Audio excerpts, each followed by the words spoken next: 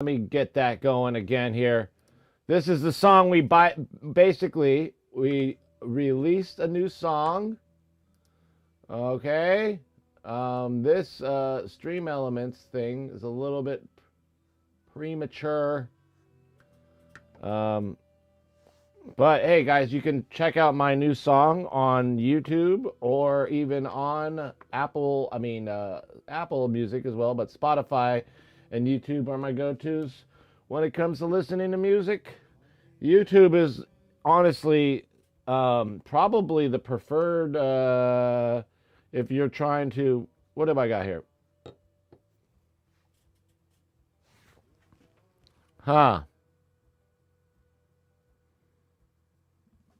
Looks like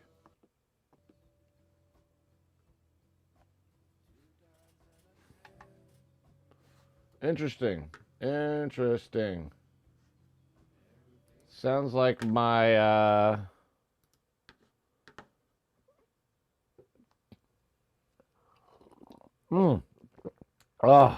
good coffee.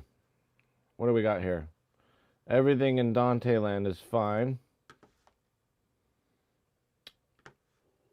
It's just very interesting. Let's see if the loopback software is running as planned. Let's see here.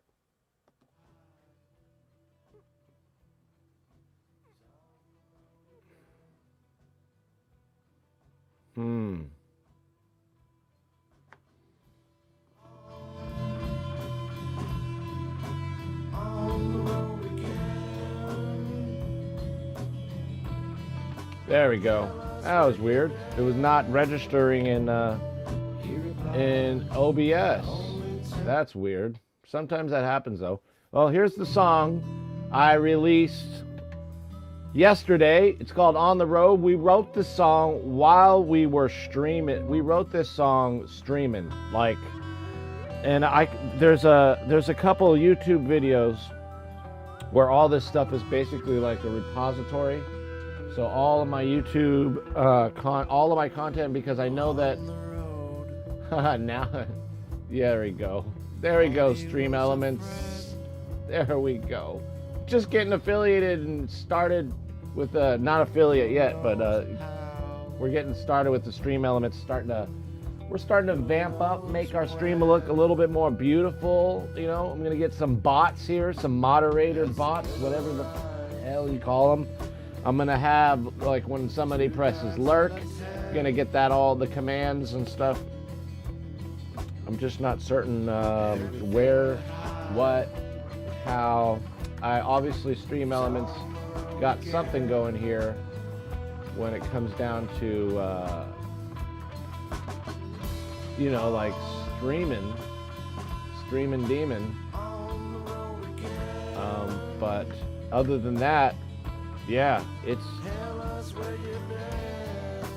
a lot of work, you know?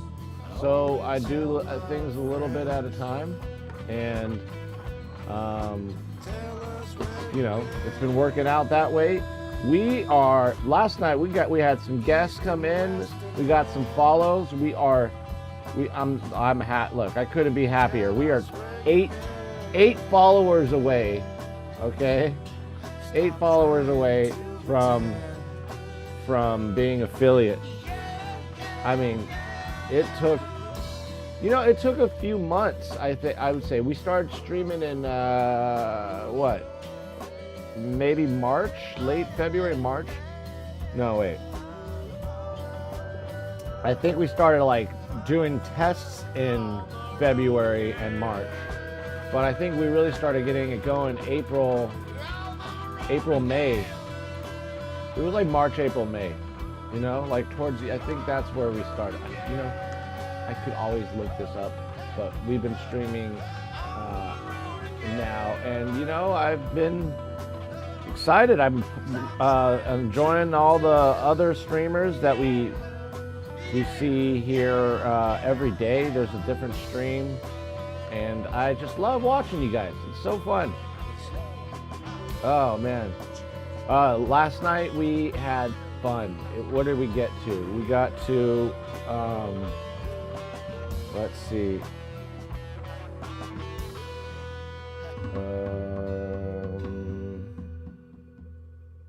Where do we get to? Is that? Oh my God. Is that a? Oh, so cute. Picture of my kids. One picture of my daughter. So cute. She's so cute.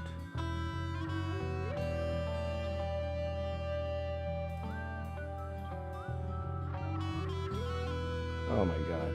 Like, no, I don't want to sell my homes. You know what I'm going to do? I'm not even going to say stop. I am going to...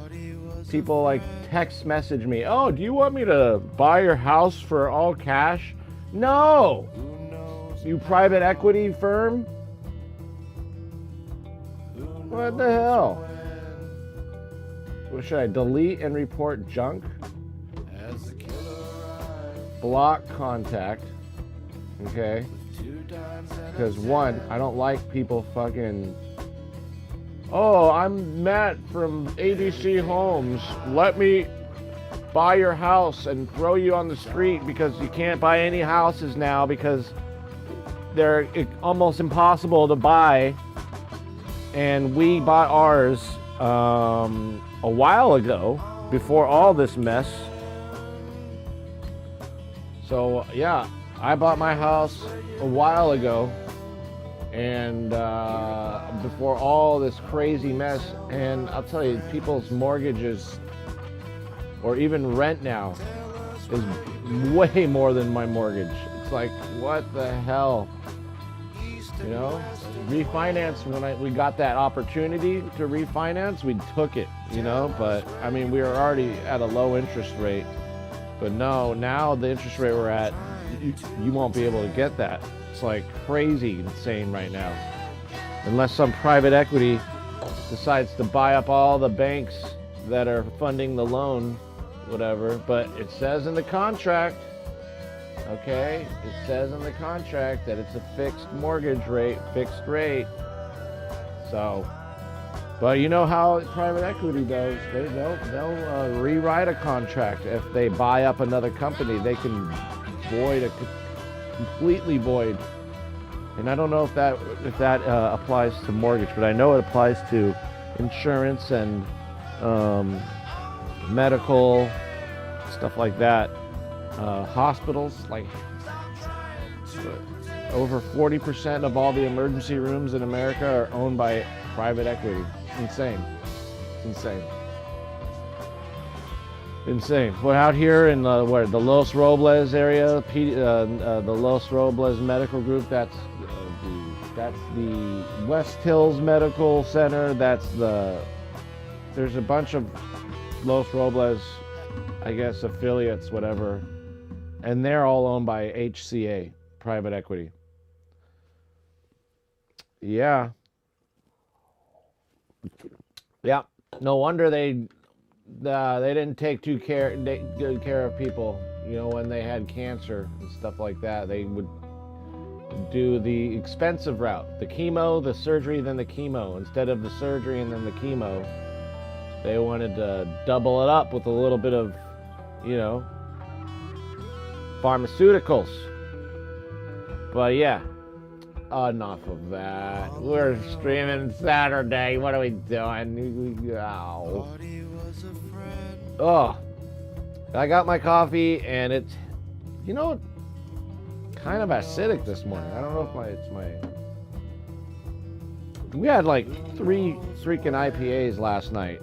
Okay, 3 IPAs. I was feeling nice. But you know, one thing about drinking beer, like especially IPAs and streaming or making music, it could be kind of hard to do like vocals or get an energy level,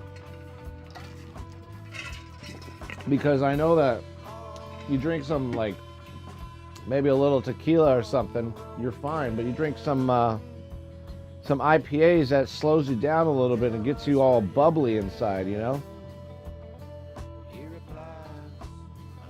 You know, the hemorrhoid gods start to surface. But hey, guys, it's been a blast. Okay, we've been really working hard here, getting the streams taken care of. We've been doing this for months. We are at 42, guys. We are at 42. 8 more. That's it. I'm just gonna see what happens if that light is really. I don't know if that's bugging you as much as it's bugging me, but I'm had to turn my candles on because they're all battery powered, rechargeable batteries, guys. Don't worry. See those candles over there? Yeah.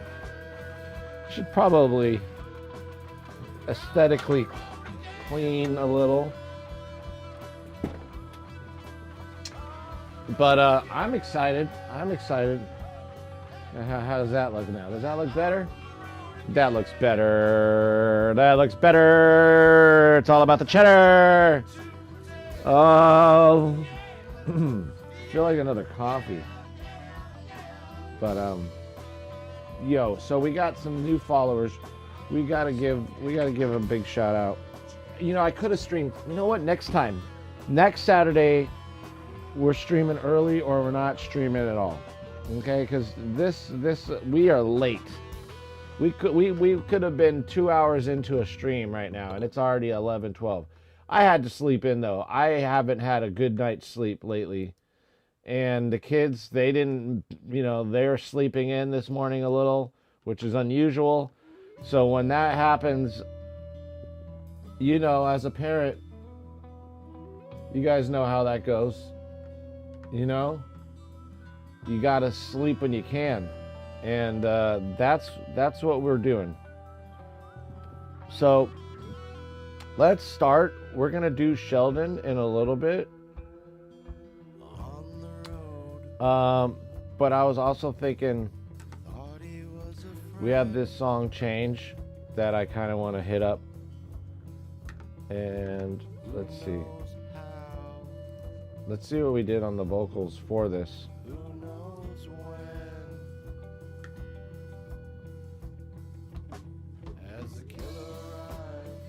All right.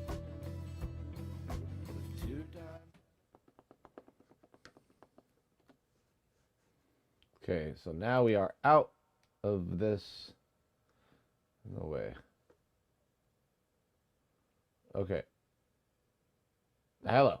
Camera 1, camera 2, camera 1, camera 2, camera 1, camera 2, camera 1. I honestly had a lot of fun yesterday. It was great. And I want to give a big shout out again to our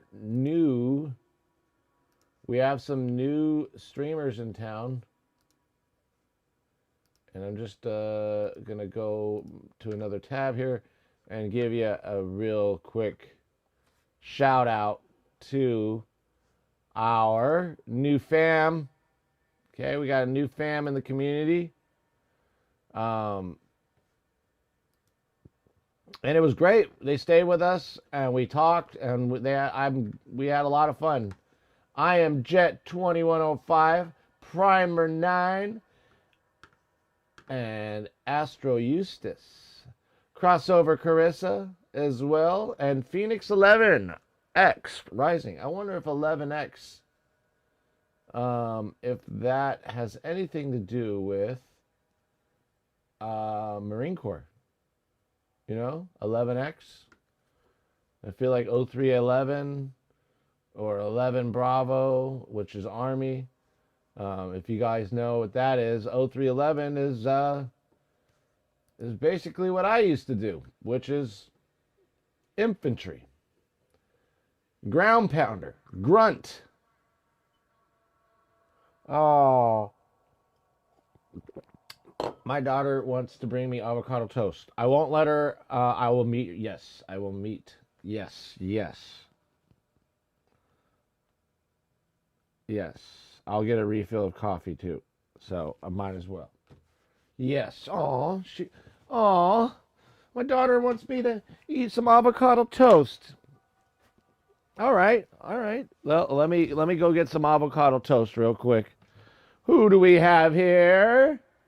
Lard and Sprout. Good morning, Lard and Sprout. How are you? I'm gonna go get some avocado toast real quick.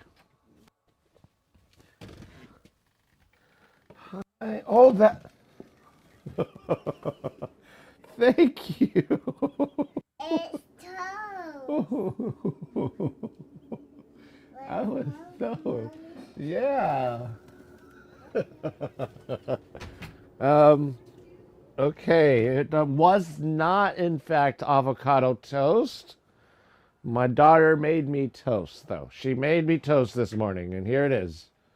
Here it is. It's toast. Here, maybe I can show you in this camera here. It's a little bit more clear. So, yeah, that looks actually a lot clearer. This is the toast my daughter made me this morning. A little bit of Play-Doh caviar, I would call that, on a plastic loaf, plastic slice, actually, rather. It's delicious. I love it. I'm just gonna keep this. Just gonna keep this. You know, where should we put this? This is the most amazing thing in the world. And she made it look like a heart. How cute is that? How cute is that? Oh man. I thought it was gonna be avocado toast, and you know what it was? It's something way better. It's when your kids make you this type of stuff, it's amazing, you know? But that's what my daughter just made me. I thought it was going to be avocado toast, and it turned out to be caviar Play-Doh.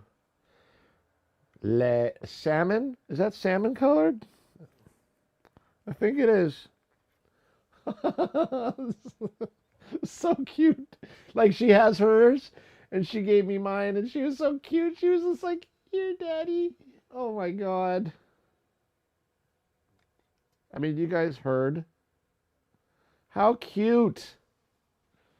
How cute is that? That just made my heart melt, okay?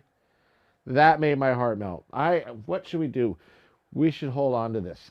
She's not getting it back. This is going to be a new thing for the studio. We're going to just put it right here to constantly remind me how cute they are. And when they grow up, they're not going to be doing this stuff anymore. Is that a stain?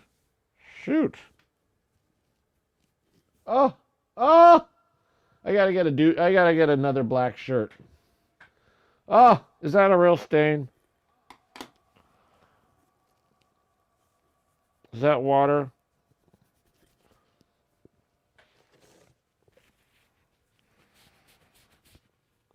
Oh, now I just wiped Kleenex on there, which look what that did. Whoa! Kleenex did worse. Dang. Look at that. Look at that. It was a stain. It wasn't a stain. It was just water. Son of a cracker. Why are these stains just popping up everywhere? I need another black shirt. You know how many black shirts I have, by the way? Plenty. I have like it's like Mr. Rogers' Neighborhood. It's like you open a closet door, and it's just black shirt after black shirt after black shirt, just like Mr. Rogers. But he didn't wear black shirts. He wore long sleeve shirts to cover all the tattoos of the people he killed in Vietnam.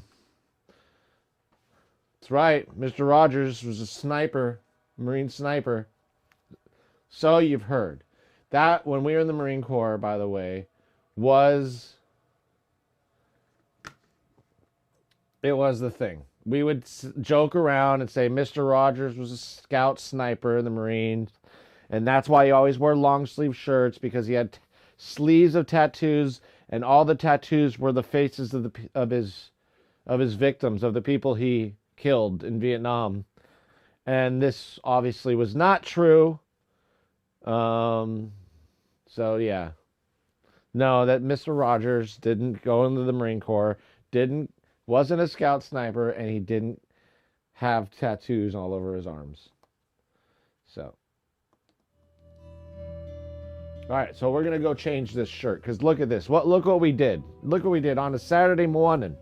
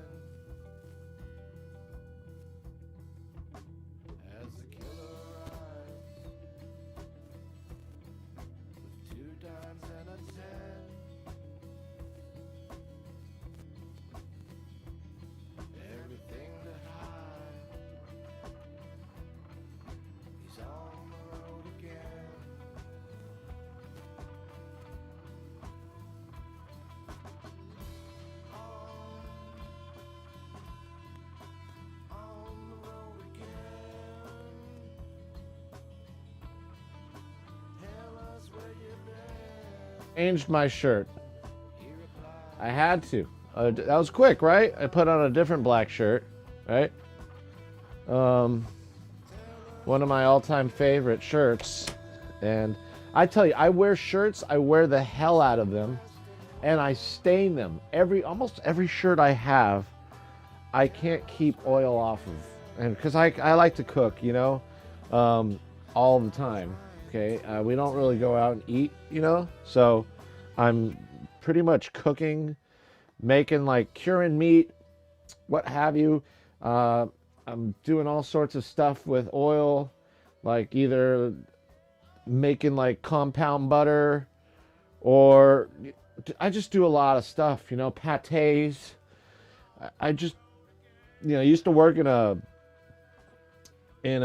French kind of French kitchen, well, French inspired. It was, you know, classic American fare, French influenced, which is basically American fare. It is essentially French food with American twist, or soul food, you know. Soul food is my jam. My collard greens, I've learned from some amazing soul food cooks, or shall I say chefs. But yeah, the fried chicken and the collard greens, chicken with waffles, candied yams. Actually, you know, I don't candy my yams. I don't do none of that. When I make yams, I use 3 ingredients, okay? Or sweet potatoes, really the same flavor profile when you're cooking with them. I use either the sweet potato or the yam, right? Salt, that's always, you don't even need to consider that an ingredient. It is though, right? A little salt, or maybe some MSG even, okay? Maple syrup and butter.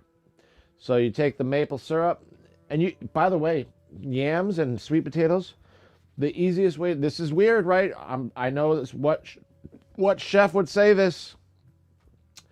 I'm a big time natural food type of person, okay? And back in the days, you know, like Gordon Ramsay, this was cooked in the microwave. Ew. Yeah, you don't reheat meat, first of all, or reheat food in the microwave. You can melt butter in the microwave. That's fine, okay? You reheat meat. Only way to reheat meat, in my opinion, is steaming it. Throw it in a steam basket. Especially barbecue or something you smoked the day before, like, you know, brisket. Steaming it is the way to go, okay? One, it also kind of cleans it off. It cleans off a lot of the bark that, you know, maybe that was on it. It renders a little bit more of the fat out sometimes. And it just tastes really, like, I'll have it that day, but the next day is just as good. Especially when you steam it, it gets it like moist again and all that stuff. But also, the one thing that I will cook in the microwave are sweet potatoes or yams. No big deal. It's a good way to not waste water, to save on power, like gas. You throw a sweet potato in the oven, it's going to take like an hour or so, right, to cook. Maybe less, depending on how big it is, right? If you throw it in the microwave, it's done in minutes. And there's been studies, I think by Harvard, again, did these studies. I can't give you the author's name off the top of my head, but basically said that the microwave does not decrease the nutritional value of food when you cook it in there. And remember when we grew up, microwaves were like radioactive? First of all, a microwave in and of itself on the electromagnetic spectrum is still way under the non-ionizing forms of radiation, you know? So it's non-ionizing, okay? Microwaves don't destroy cells. What they do is they heat up water molecules, and that's it. That's it, you know? And yeah, they can be extremely hot. You can get burned by a microwave, but you know, you're fine. Okay, there's nothing ionizing about microwaves or Wi-Fi or 5G, or there's no ionizing radiation. So, with that said, our parents were wrong.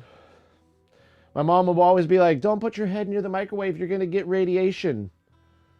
Or even like the TV set, you'll get radiation. It's like, is there plutonium in this thing? What's going on? I feel like something's going on. Hold on a second here. Let me. Hallelujah. Hallelujah. Hallelujah. Hallelujah. Avocado toast. We got some avocado toast here with some lemon zest, some prosciutto. It doesn't look as appetizing as it is, but let's give it a bite. Mm. Mm. Mm. I said goddamn. Mm.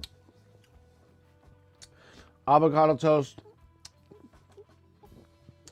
You know, we don't have any more mushroom pate, but that's what we usually do. You go to Costco and you buy all those mushrooms, and you know, all those other markets do it too. But you buy like a big thing of mushrooms and you're like, what the hell do I do with these mushrooms?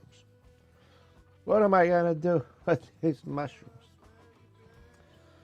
And what I do with the mushrooms is if they're really dirty, I will clean them in water. You know, it is better to wipe them with a damp cloth. But if they're excruciating, if it's too much work, you clean them in water, right? And if that happens, then I throw them in the oven to let them dry out, like a 200-degree oven, and just let them dry a little bit. You let all that water draw out, because mushrooms there's a lot of water in them already, and adding water to them, basically soaking them, whatever, to get all the dirt off, is you know, gonna basically, you want to get out as much water as you can, right? So whatever. I take some garlic olive oil, okay, or just regular avocado oil,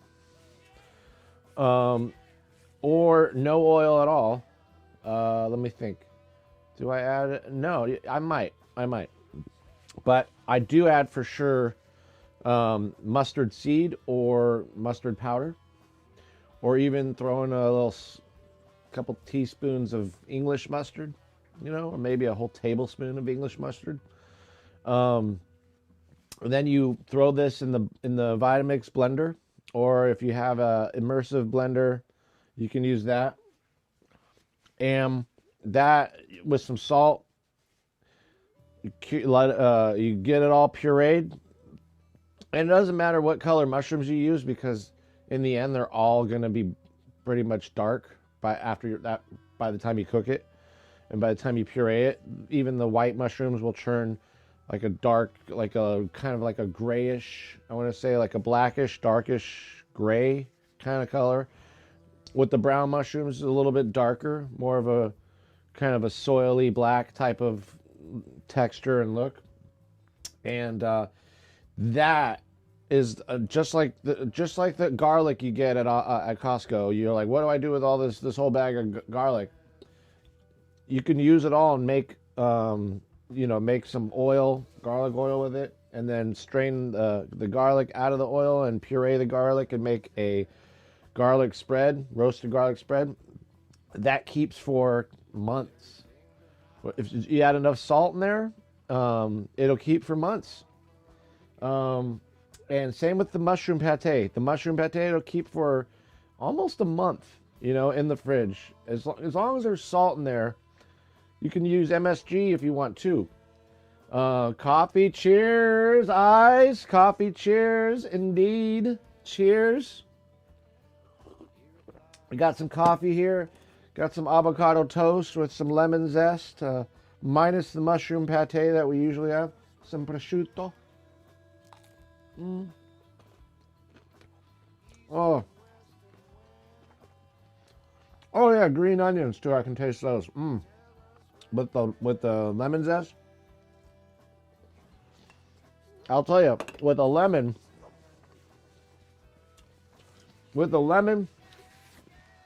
you don't want to cut a lemon and squeeze it. You want to get all the zest off, put all the zest, save it in the fridge. Oh, thank you. Yeah, you save all that zest in the fridge, but you got to cut that lemon after you zest it, because then it'll dry out. The zest actually, or the outer skin of the lemon, really keeps the moisture of the lemon intact. And so you got to squeeze that lemon right away. And now you have it, lemon juice. Throw that lemon peel into the chicken coop. They generally won't eat them, but some bug will. And whatever eats the lemon, the chickens will eat the bug. So it's a great little practice. I used to have like 13 chickens, especially during the beginning of the lockdown. We ended up having like 13 chickens in total. It was crazy.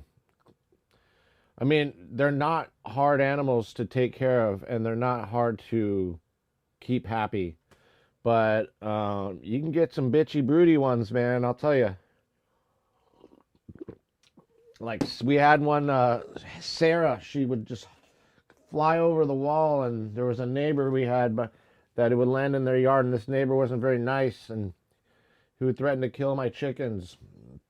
And I was like, go for it, man. If she flies into your yard again, you can kill my chicken. I'm not going back into your yard so I can be a YouTube parody.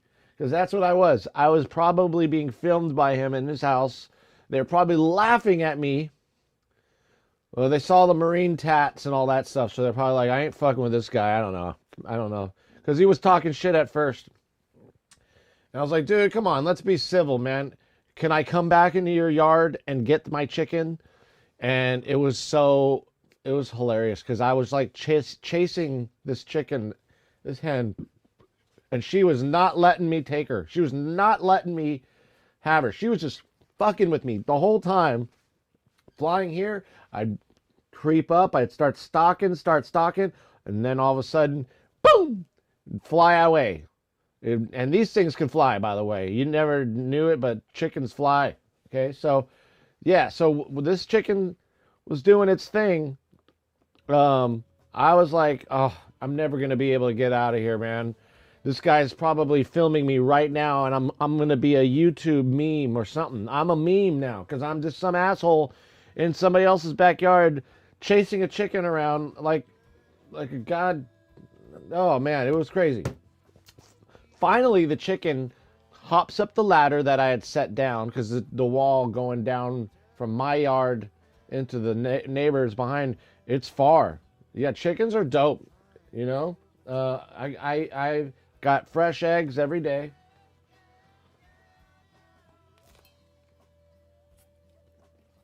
Yep, fresh eggs daily. I love them. I don't see myself without them. And then I've got like a drip irrigation system. So I have that. Basically can control their water with my phone. Unless like the wireless signal or the power shuts down. But yeah. It's really easy to feed them. It's really easy to keep them. And, you know, I've raised them since they're chicks. But yeah, all sorts of different colored eggs. And then over time, you know, we lost some. And I built their coop. It's nice and big too for them. So they got a nice coop living in. It's nice and warm. It's got, you know, that perforated sheet metal roofing. All sorts of cool stuff. Perforated, whatever you call it. I'm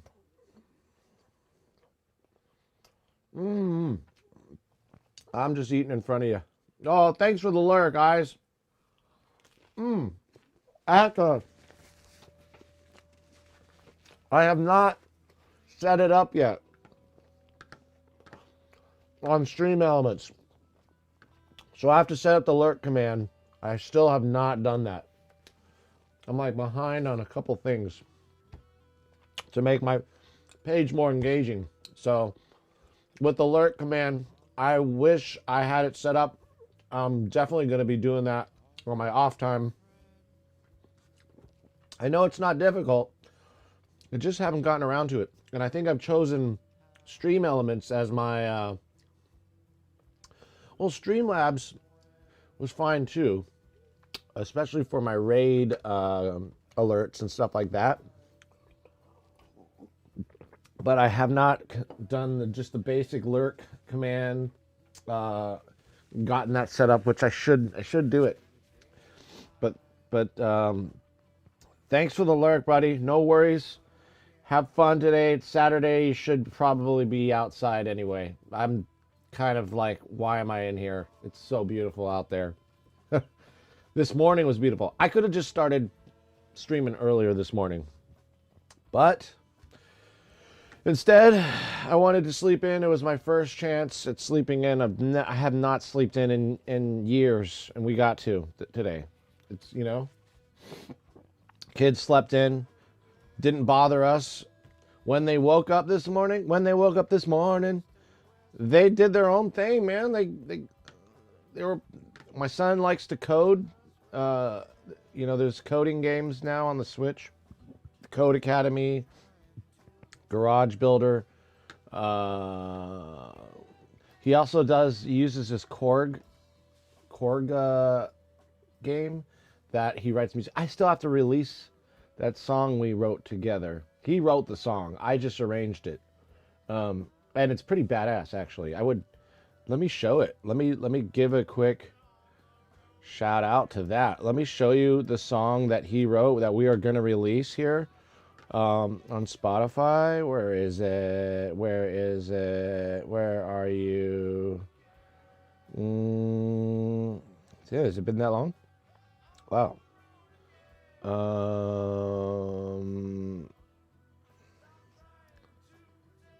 Let's see.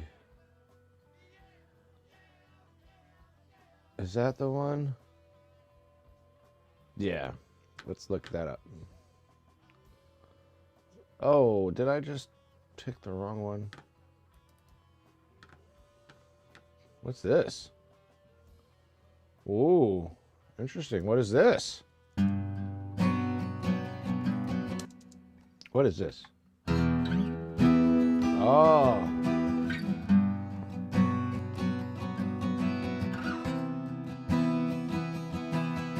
This is definitely something different. Let's just live it up.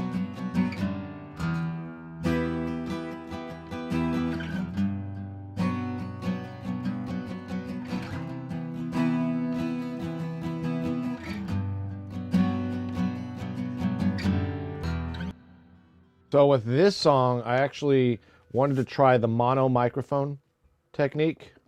Oops. The mono microphone technique.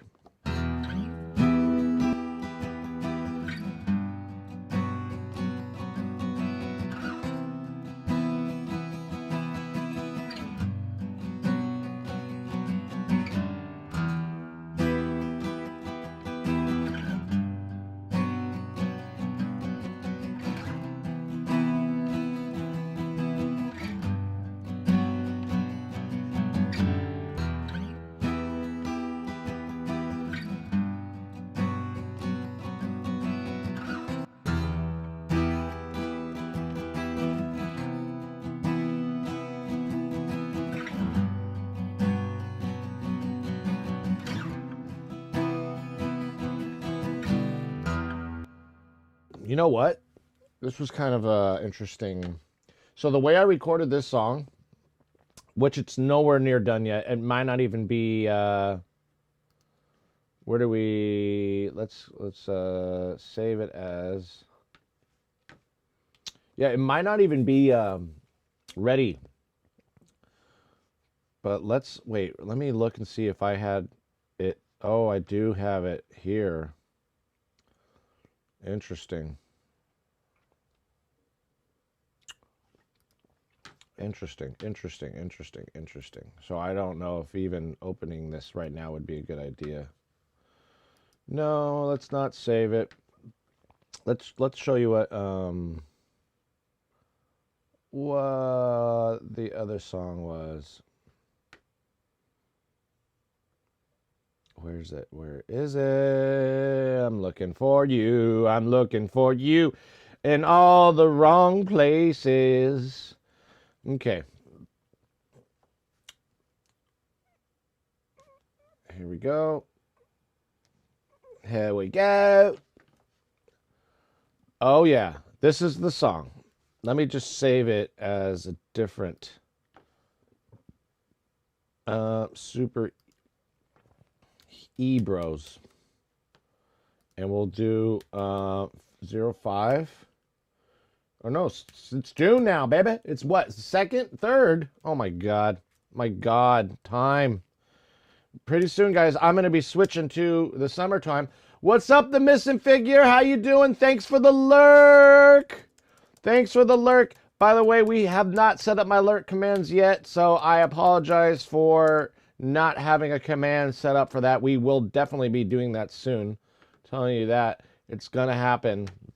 Here's the song we wrote. My son wrote this song on the Korg. There's a Korg game on the Nintendo Switch, and it's pretty fucking badass.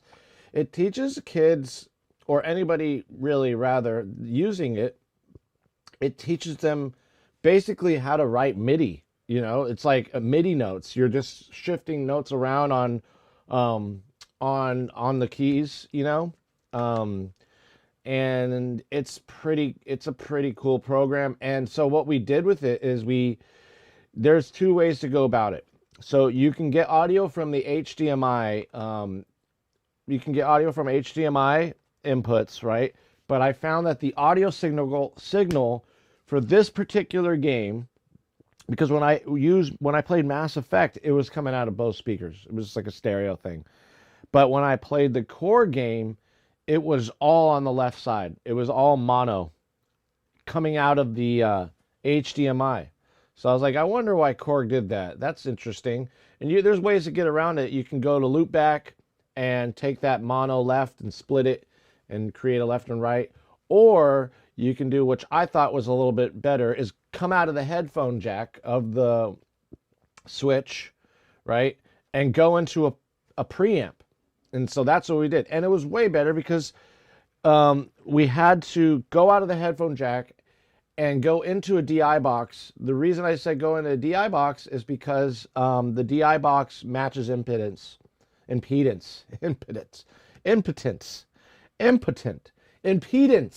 God bless me.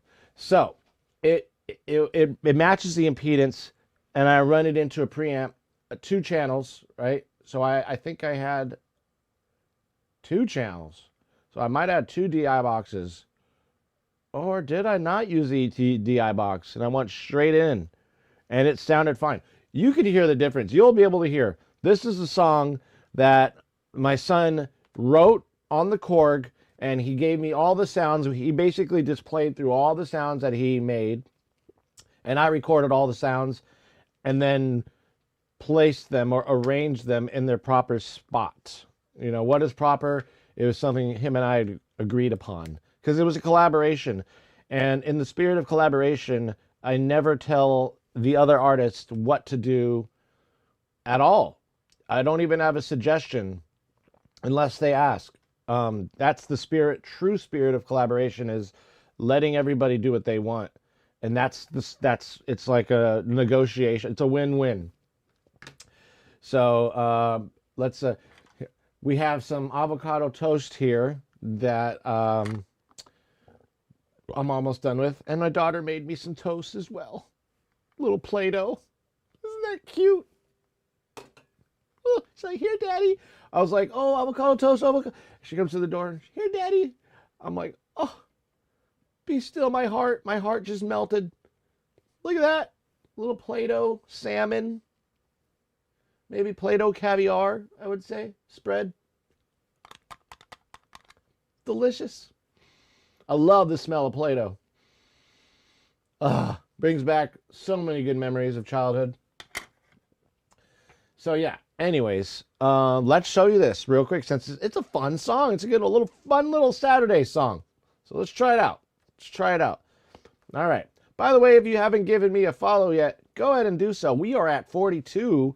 I'm assuming we're gonna go up to 50 here really soon. I mean, 42, and we've only been streaming for, I think, maybe 3 months. The month of March was like our test month. We were, fixing things, calibrating, getting affiliated with the whole Stream Deck, and then April we really started going, and May obviously. But we've been releasing a lot of songs between. Some of them were once every 2 weeks. We've been releasing at least one song a month. And that's all been live. Okay, so some of the times we are doing this, it takes forever in areas like the drums, but we'll figure out the entire song. Like On the Road, the song we released yesterday, it took me 1 day, one stream to write the entire song. It was like it started on the flute. I started writing it with the flute, and then after that I went from flute to guitar, played the guitar maybe 1 or 2 takes, and then the bass we played like 1, maybe 2 takes, and we got the bass from start to finish, everything from start to finish. And I was like, oh dude, this is great. We had to do some patchwork later on, but that wasn't a big deal. And then the bass, the guitar, and the flute were done. Then we got to drums, and drums took me like 3 consecutive Saturdays. It took me so long for these songs. And the funny thing about this song is it's slow, so you think, oh, the slower the easier. No way. No way. Slow drums are harder to play than the fast drums. At least in my opinion. I'm not a drummer per se. I'm a songwriter, but it was definitely a lot more difficult playing slow because it gave me shin splints, really bad shin splints. Now my legs are good. They're accustomed to shin splints. I just ripped my UGG, so when I put my UGGs now, I can't put them on with this thing anymore. Yeah, I'm wearing UGGs. The most comfortable things ever. All right, let's go. Let's go to this. Let's go. Let's go. I'm telling you, you guys are gonna find this song hilarious. Okay, it's so funny and cute, and my son ended up using this song in his talent show, and he wore like a glow suit. So he had all these lights on him, and he had the glow glasses and the glow bow tie and stuff like that. And there was like 5 battery packs on him.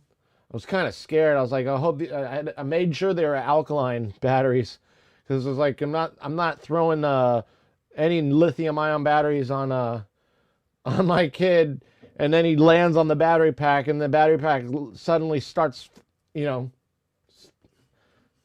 like combust or something. But these are Duracell lithium-ion batteries, so I don't think we're gonna have a problem, But still, yeah, we're using the Duracell lithium-ion batteries in my radio mic as well. Okay, shut up. Back to what we were doing.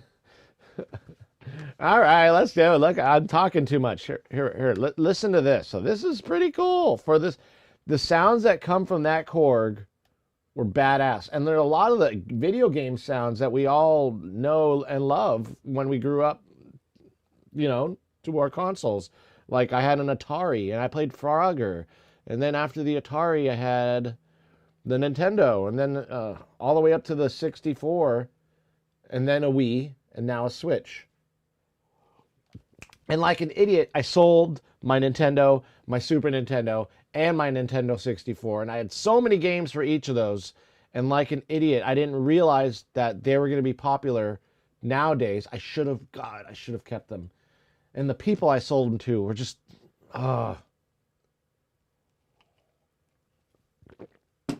whatever. Anyways, I'm not mad. I'm kind of regretful, but whatever. You know, I'm regretful that I sold those. I shouldn't have, but oh well. Okay, let's play this. You ready? Let's go.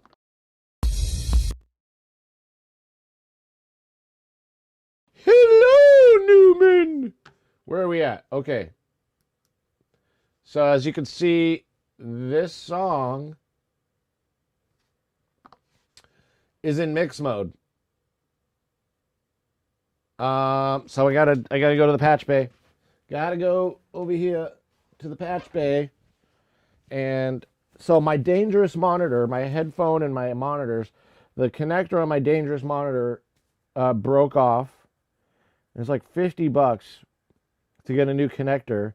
And then I got to solder that to the circuit board, which I'm a little scared to do, or take it into somebody, but I'm afraid, you know, just afraid. You know, I'll probably maybe give it a go and try to solder it myself, because I've soldered all these. Why not, you know? But I've never soldered directly to a circuit board ever. So, good morning, Border Beats.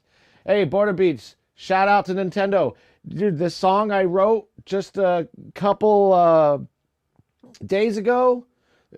What was it? Sheldon the Wonder Snail, which we're going to be getting to next. Yeah, risky business. Yeah. To solder on the thing. But I shout out to you. I shouted out to you. I was like, yeah, Border Beats. While I was playing drums. And I'm keeping that in the song because it sounds cool. But I just want to let you know. But like, okay, so right now we're going to go to mix mode. Right now I have this set up so I can hear it in my headphones. Okay. Because my headphone jack over here is not working. And, you know, I have to get that fixed. But when you have a patch bay, there's always workarounds with the patch bays. That's why I love them. And if you're serious about recording and mixing, then a patch bay is your best friend. Okay, so we have that. Let's check this out. You guys are gonna love this. You're gonna love it. Okay, output 15 and 16. You know what? Let's save this for another. Let's put this over here. Okay, we'll just because we already have a mix down of all of this basically. And so we got to arm this track now. Woo! What's in channel 1 and 2? Oh, let's see. You see?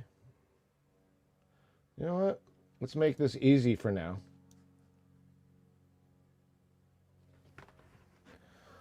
Okay, Burl input 1 and 2. We're good to go. And that's why. I have to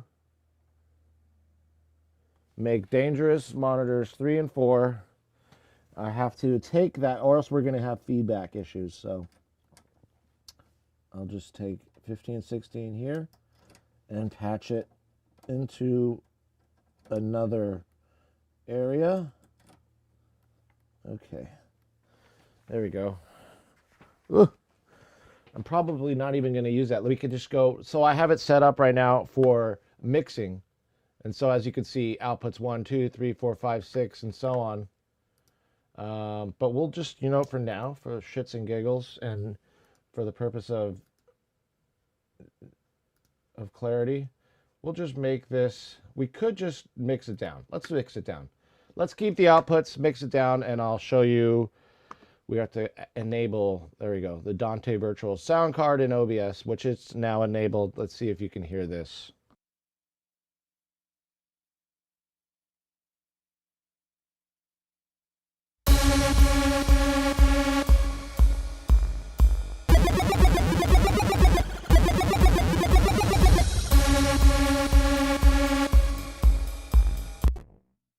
No worries, BRBs.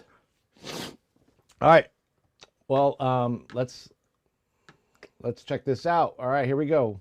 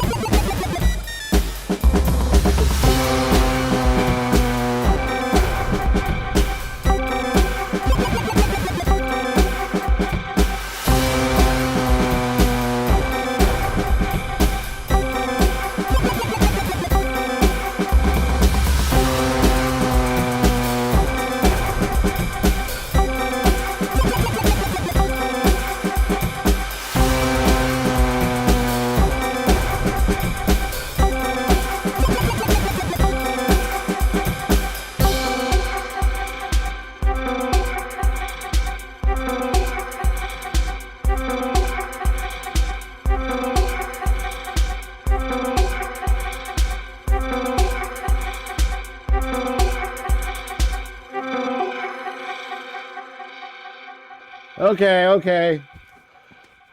That was fun.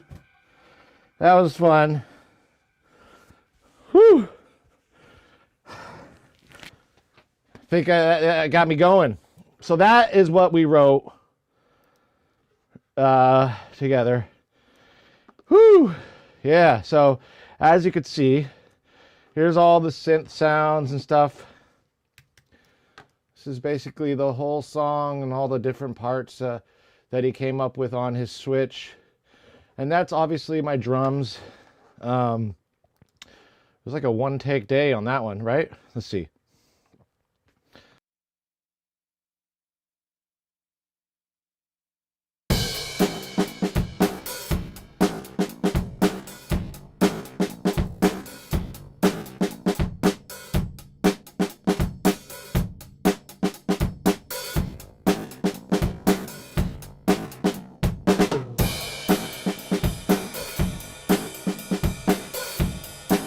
You know me, I like to go on that ride. I like to ride the ride. Ride the lightning.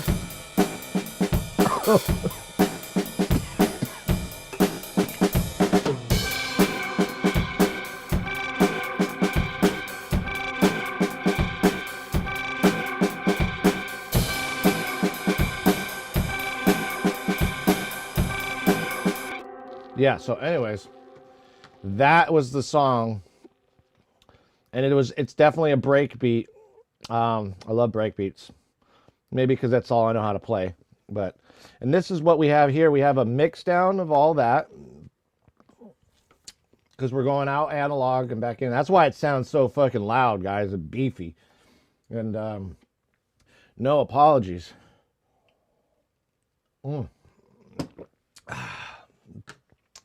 The missing figure. The final countdown. By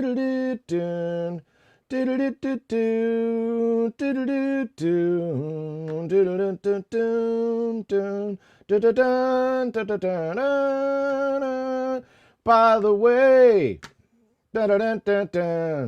All right, so yeah, I've got to get my Alien Dance. Oh, the drums are dope. And figure. Yo, thank you for the lurk. Also, I'm going to get all my lurk commands and all of my commands up and running soon. I'm just so behind with that. But now that we're getting up there in the following ranks, it's been a lot of hard work. It's been a lot of hard work. I got to tell you, this is a lot of work. But it's no different than me being in the studio anyway. And I argue that I'm actually working at a faster pace than I was with my own music, for example. When I'm mixing other people's music, it's a 4 hour. It's like for the first mix, the song that's generally like 3 or 4 minutes. It takes me about 4 hours on average if you're really good. Oh, yeah. All right. Did you get a missing figure? Did you hear what I just made here? Did you get to hear it? You want me to play it again? I can play it again. I think Border Beats was chilling with it. Lard and Sprout. We got no arguments from Lard and Sprout or Eyes. But if you want to hear, I'm definitely down to play this. It's not too long, so I might as well just do it. All right, here we go.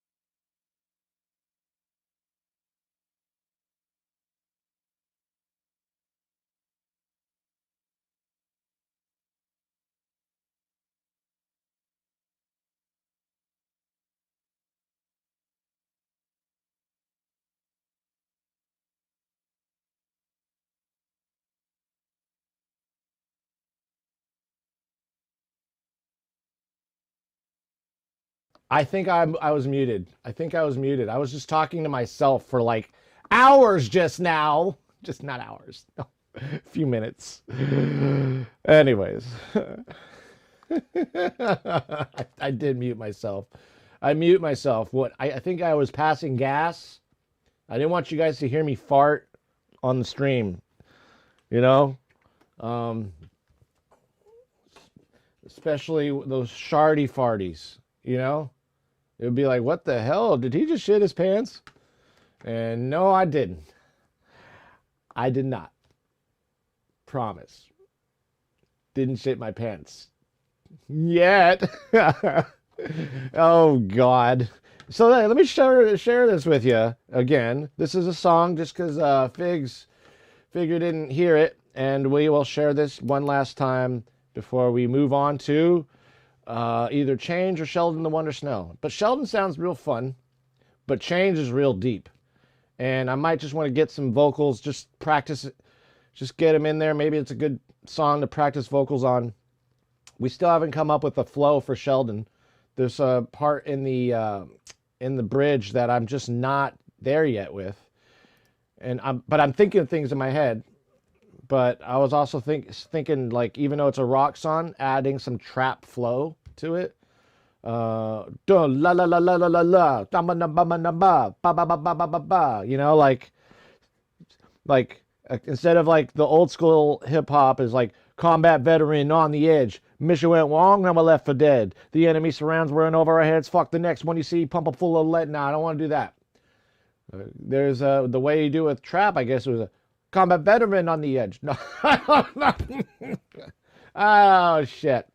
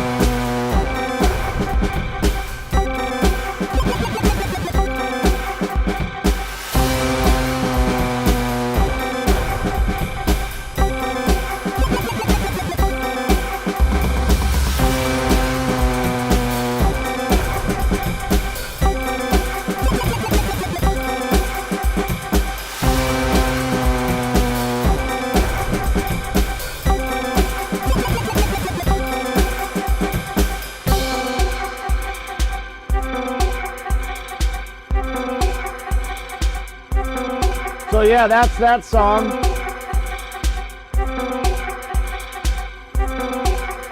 And fade out. All right. That was that song, and we're not going to save it because it's already done. We just got to release it now. That one's ready to release. I already mastered it too.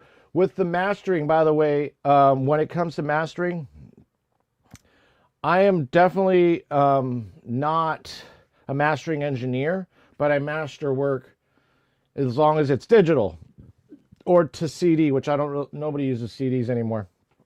But like record, pressing records is an art in and of itself, and a lot of the major record pressers will use Burl converters because they're so close to the real thing. It's digital, but they're so close, if not indistinguishable, from hitting a Studer A800 tape machine, 2-inch tape deck. That's how these converters, they're not, there's nobody like them. Nobody like Burl. Nobody. If you've heard of Burl Audio, they're a company, or if you don't know about them, they're a company in Santa Cruz, California. They make everything there in Santa Cruz. The parts are the most high-end components you can find in your gear. It's including their preamps. Those are analog, the preamps, but their converters, the mothership. If you can, maybe if I can show it. There we go. See, there's the mothership right there. And I've built it up. I've built it from, so I've got, these are 8 channels, 16 channels inputs total, and then another 16 channels of output. And I still have all these slots to build. So I want to actually build mine up to 24 inputs and 32 outputs, and then put a mastering, another converter here for mastering. So I'm not sacrificing any of my other inputs when I go back into the box. So I'm going to get it's called the BA4M or something like that, or BAD4M. I think that's what it's called. It's a module, and these you build this thing up. So this is the chassis. It's very hot, not hot to the touch, but it's warm, especially when I start recording into this. You're hitting those transformers. There's no company that does this. There's no company out there. The reason being is because the guy who runs this company, Burl, Rich Williams, used to work for Universal Audio, and he helped develop a flagship piece of gear, mastering grade converters that Universal Audio stopped carrying. It's called the UA 2192, 2-channel 192 kilohertz. I record everything at, got to get ready for lunch in the park with the kiddo. Gonna lurk, no worries, go. My kids got to go to the park today too, but I'll probably be here for that moment in the stream. I took him to the park all week, so my wife's taking him to the park now.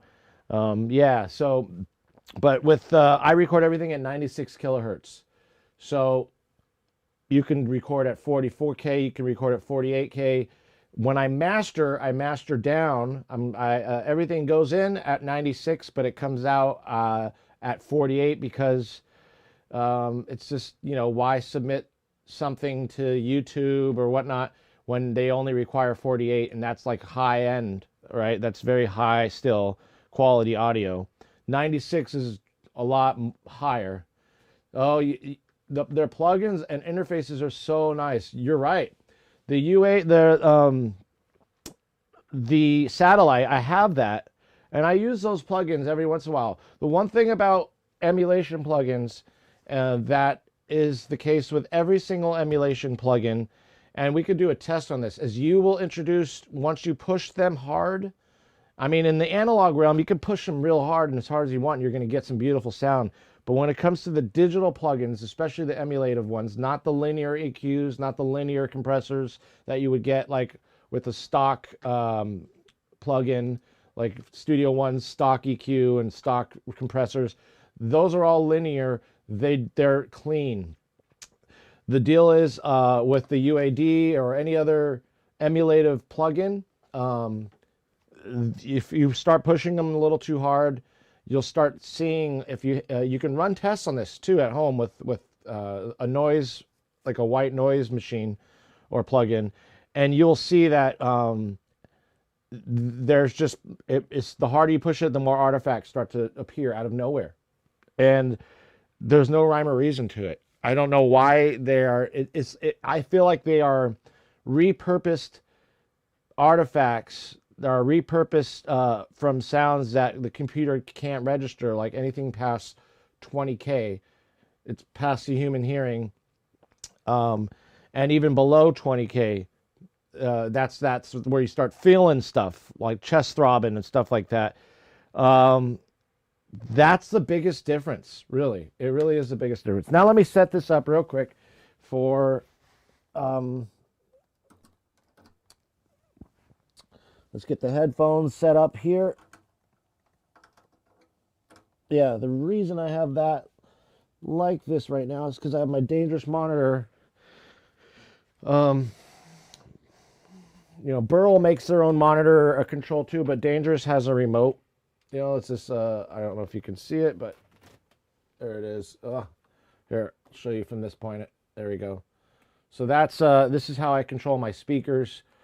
Speaker one, set, and then my second speakers, and then third speakers if I have those connected back there.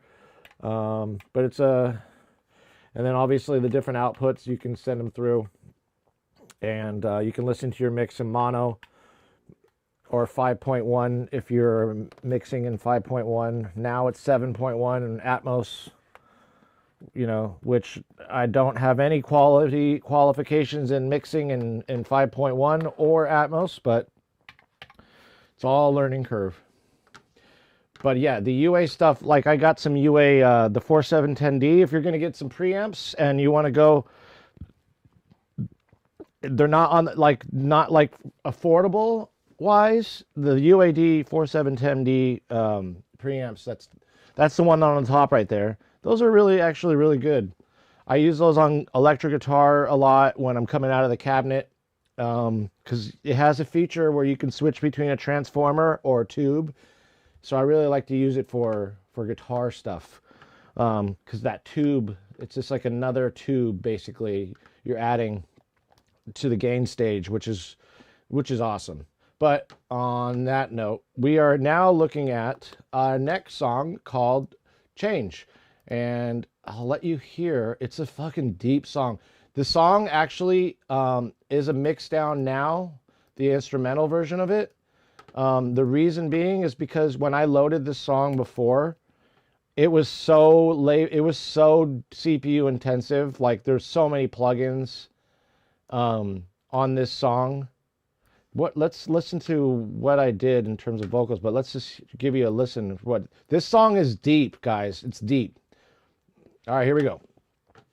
Let me just make sure we're on outputs 1 and 2 and switch between the Dante and see how this works. Okay, good.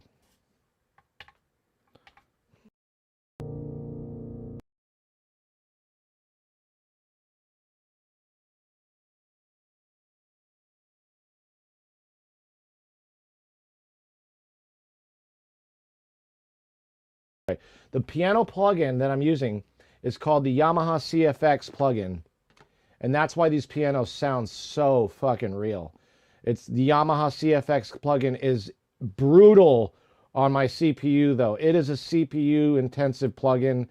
I only recommend using those type of plugins when you're at the end of your mix, when you're about to start mixing, or when you're no longer recording. Because when you have to jump into a recording, you're going to have some latency issues. It's just a really labor or RAM intensive plugin. So I usually will get a good sounding piano that's stock first, or I'll use the Roland FA08 over there. It's got really killer pianos on it. and I'll type in the MIDI notes, you know, just put them in and then send it to the keyboard over there. And basically that piano acts as if it's its own plugin with sounds, right? So I'm taking a lot of CPU off of intensive, you know, for all the intensive purposes. I don't know why I'm saying that, but it sounded right to say.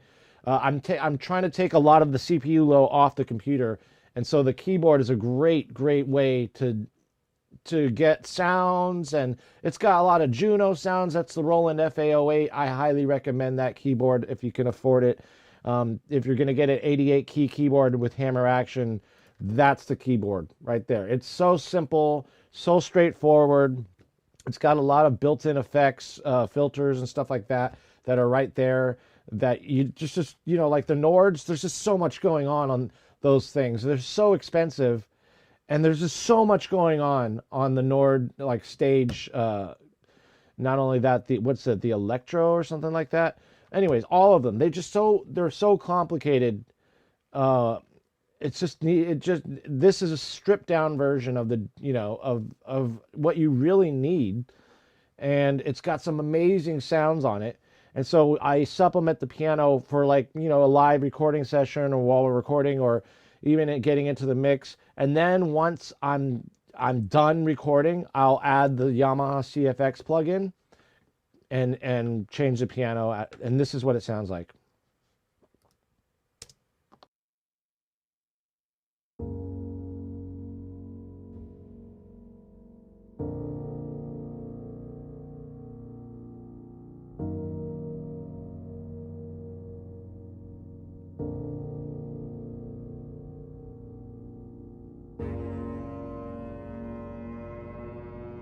And what you're hearing right there, that's a Rolly Seaboard.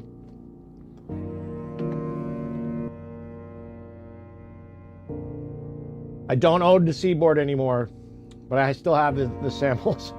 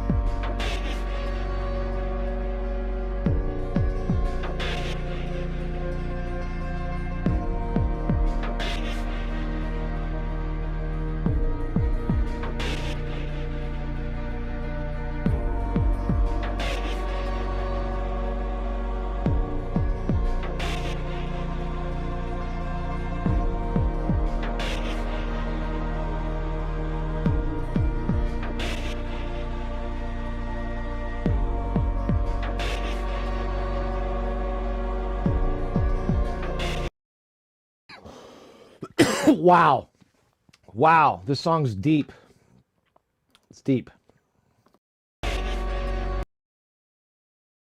You could travel space-time in your dream.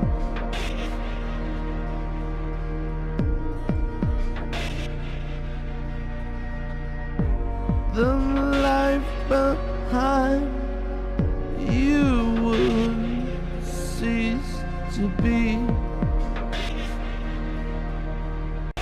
You could travel space-time in your dream. You could travel space-time in your dream.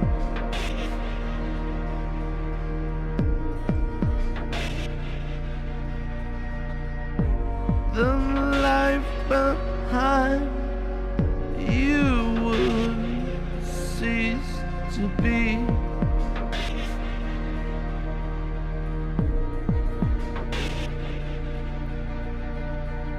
I like the way cotton tastes when candy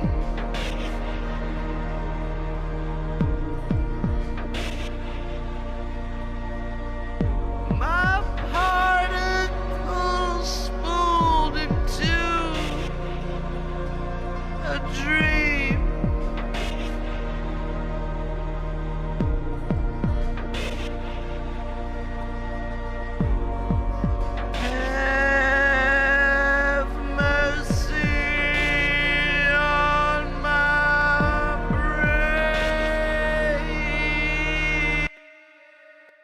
Okay.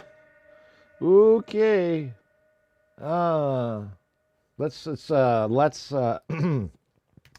keep keep that. Yeah, let's keep that. I don't need that. Get rid of that. Oh, that's terrible. It was cool, but it sounded kind of like Pink Floyd, like a little Roger Waters there, but obviously don't even want to compare because he's super cool. And okay. We got the headphones, good. Let's make sure. Yep, okay, we're good in the headphones. All right, let's do a recording. Let's get over there to the microphone, huh? With those Royer 121s right there in the bottom. It's armed and dangerous. Hello. All right. You could blah, blah, blah, blah, blah. All right. Let's make sure that our we're at 64. Whoa. Okay. All right, let's do it. Let's do this. I'll tell you though. Oh man. All right, here we go.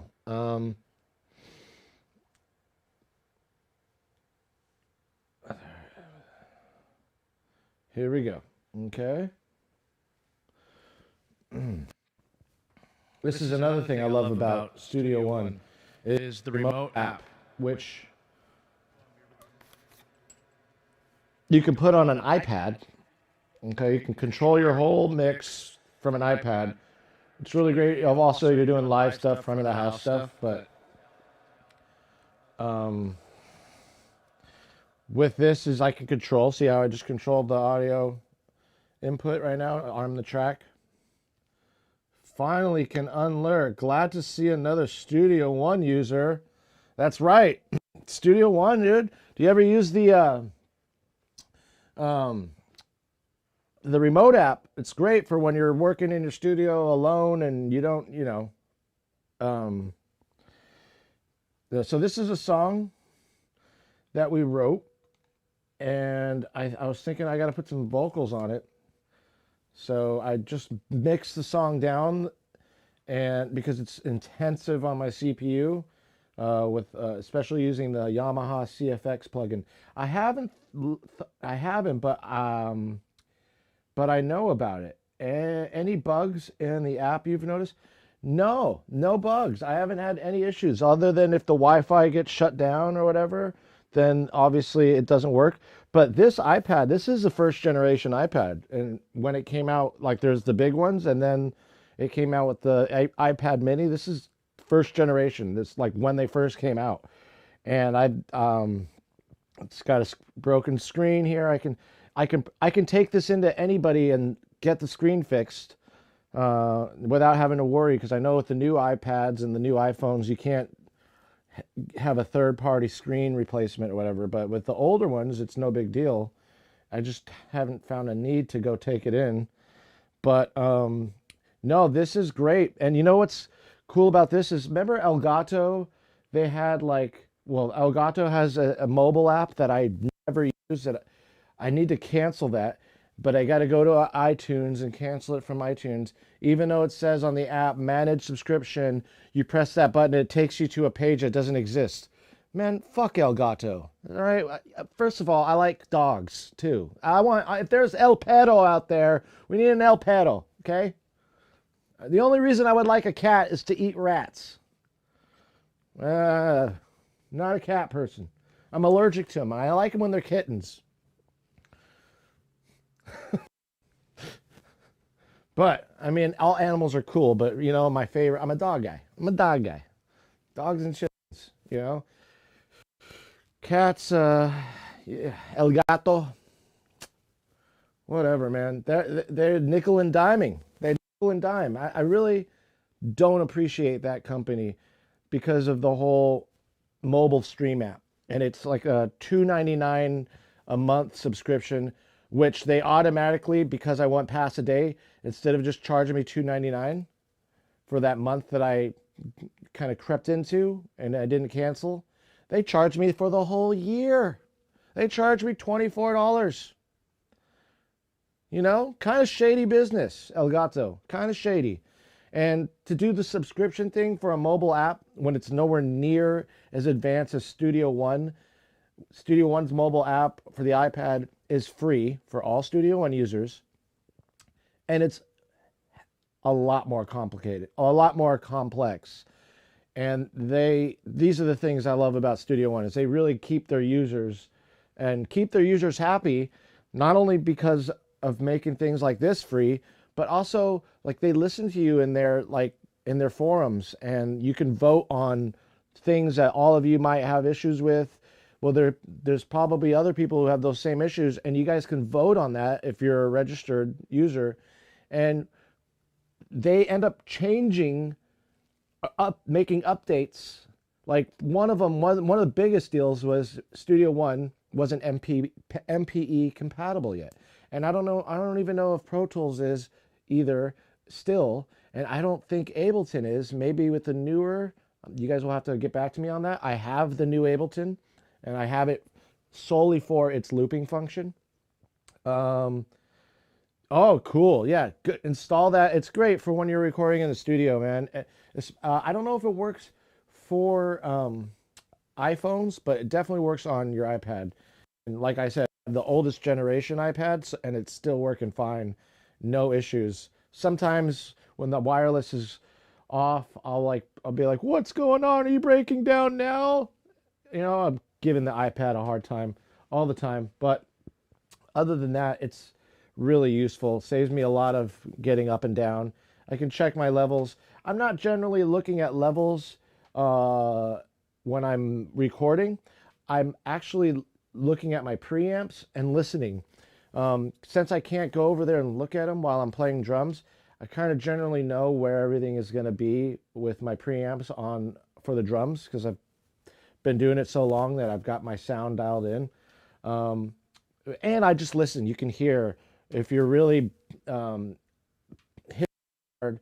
That coupled with my summing mixer, which is an analog piece of gear, if I'm clipping in that world, then I've got problems. But if I'm clipping in Studio One, forget about it. Don't worry about it.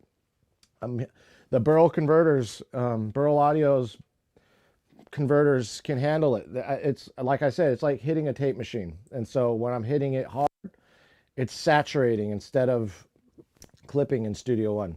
And Studio One's mix feature is emulative of a console. They really try to emulate or parallel the way a console operates. And that's another thing I love about Studio One, you know, is not only do the mix buses where you can send different things out to a bus, but you can also take it a step further and adjust the output. Say you've already got your whole mix down and you don't want to have to lower everything down universal. You could just go to the outputs, because maybe on your bus you have some automation going on, and that always messes with the physical moving up and down of the fader. So you can always adjust the outputs. Like for example, let me just show you here in my mix window. If I go to my outputs right here, how they all pop up. So there's my mix bus, these two channels so far, just for this for now. I got a reverb, and I don't even have these, the vocals bust out or anything like that. Everything's going out of channels 1 and 2 for now. And bus 1 and 2 are just portal and reverb for now. And then later on, I could just go to here. You can see there's clipping in the output. No big deal. No big deal. Those are my outputs, and that's just another stage of kind of security, I want to say. It's just another way of securing your mix and making sure, oh, if I went too far here, can always adjust it there. And this is actually cool. Instant response as well. Yeah, totally. It's so cool. And it's really, it was designed for front of the house stuff, you know? That's what they really were intending. And even if you don't have a Studio One like console, This is it. And I used to have, well, my buddy, he has a Studio Live console. I don't know if he still has it, but he does a lot of front of the house work, and he would just, you don't need a wireless at that point because you can use cell phones as well. So say you have a band and they have the all in-ear system. The in-ear system, the band members can control, instead of buying an expensive two to $3,000 Avion mixer or the Behringer PowerPlay, which are like your headphone monitor controls. Studio One, man, I'm just using the PreSonus HP60 as my headphone monitors. But also, like without the HP60, if you had the Studio Live console, you could send out headphone mixes from the console, which is amazing. And then the members, whoever's got headphones on, can control their mix with their iPhones. And I think it's Droid friendly now. It's been around long enough that I think they're now Google and Droid friendly. So, but I haven't tested it out. I'm an iPhone guy. I'm an Apple guy. Got a Chromebook, but that's for like, more like, like bookkeeping and stuff like that. But yeah, so yeah, as long as the initial recording isn't being clipped, then you're good, right? Yeah, like it depends on what preamps you're using. I'm using like really good preamps. Any preamp, like you go in, I'm hitting those as hard as I want to hit them. But because I'm using Burl converters, the clipping isn't a problem for me. Where it would be a problem with somebody using UA converters like the Apollo interfaces or PreSonus interfaces or any other interface really that exists out there. Burl, I mean, it's mastering grade converters, and there's no companies like them. And that's why all the major studios carry Burl. Like East West, a lot of major studios around the world are carrying, at least one rooms has a Burl setup. And Burl's just a fat, nice, everything's nice on the top end, everything's nice, and you can hear the scoop on the low end. But more so, what people don't really talk about much is the mid-range. A lot of artists will cut the mid-range out because it muddies up the song. And for us, for those who use Burl converters, I generally keep that mid-range. It's not mudding. It's like there's space in between all the sounds. One is the space it creates. And then there's the analog summing mixer, which is all analog, and I'm going out of 32. Well, right, for me, it's 16 channels. I'm going out and back in as a stereo bus that has been summed by the analog summing mixer. And that's where I know I'm clipping or not. If I'm looking at the analog mixer, which is connected right now, I know that I'm clipping if it goes in the red there. But in Studio One, I'm not even worried about it. I really am not. But the initial recording isn't being clipped, then you're good, right? Yeah, as long as the initial recording is not clipping in the analog domain. But I don't know what converters you have. And I remember when I didn't have these Burl converters, I had the PreSonus Fire Studio at one point. And then from the Fire Studio, I upgraded to the Behringer X32, which is a live console. I loved that. I still have it. And I love that console. The thing about when I was recording to it is like drums and I'd have to record them to -10. I'd look at the actual fader in Studio One or whatever, and I'd be, I can't go past this, maybe a little bit. The background vocals, -24, and vocals and guitar, everything like that at -12. So it was like, digital is a lot harder to record. I mean, even though the Burl converters are digital, they handle like a tape machine. So I'm not worried anymore. But I remember back in those days, I was a little bit more worried about, I got to hit this here. I can't go over this much. I'm not going to have enough headroom later on. And that makes sense when you're running off of other converters. Even the Avid HDIO converters don't compare. And Burl does these tests. Right now, they're on a tour in almost every major studio in America. I think they're in Nashville right now. They could be just leaving. But they compare the Avid HDIO setups with and that's like your big major Avid HDIO systems, which are expensive. In the long run, it's more costly to buy those than it is to buy proper Burl gear, I feel. And then Pro Tools is dog shit, or cat shit rather. Pro Tools is cat shit. So yeah, I stopped using Pro Tools because of how sterile the environment was for me. And Studio One's just so cool. It's just hands down the best, newest, most advanced DAW that I think exists. And it works so well with others. And I also compose on it. So if like a documentary, for example, you can bring in video and you can separate the audio from the video, and you can do all the things that you can do in Pro Tools, and even accepts Pro Tools AAF format, which used to be OMF, and then they switched to AAF, and Studio One accepts, I think, both. But that's pretty awesome, right? I think OMF's done, so I think we don't even need to talk about OMF anymore, because that was like Pro Tools 10, Pro Tools 9, or something like that.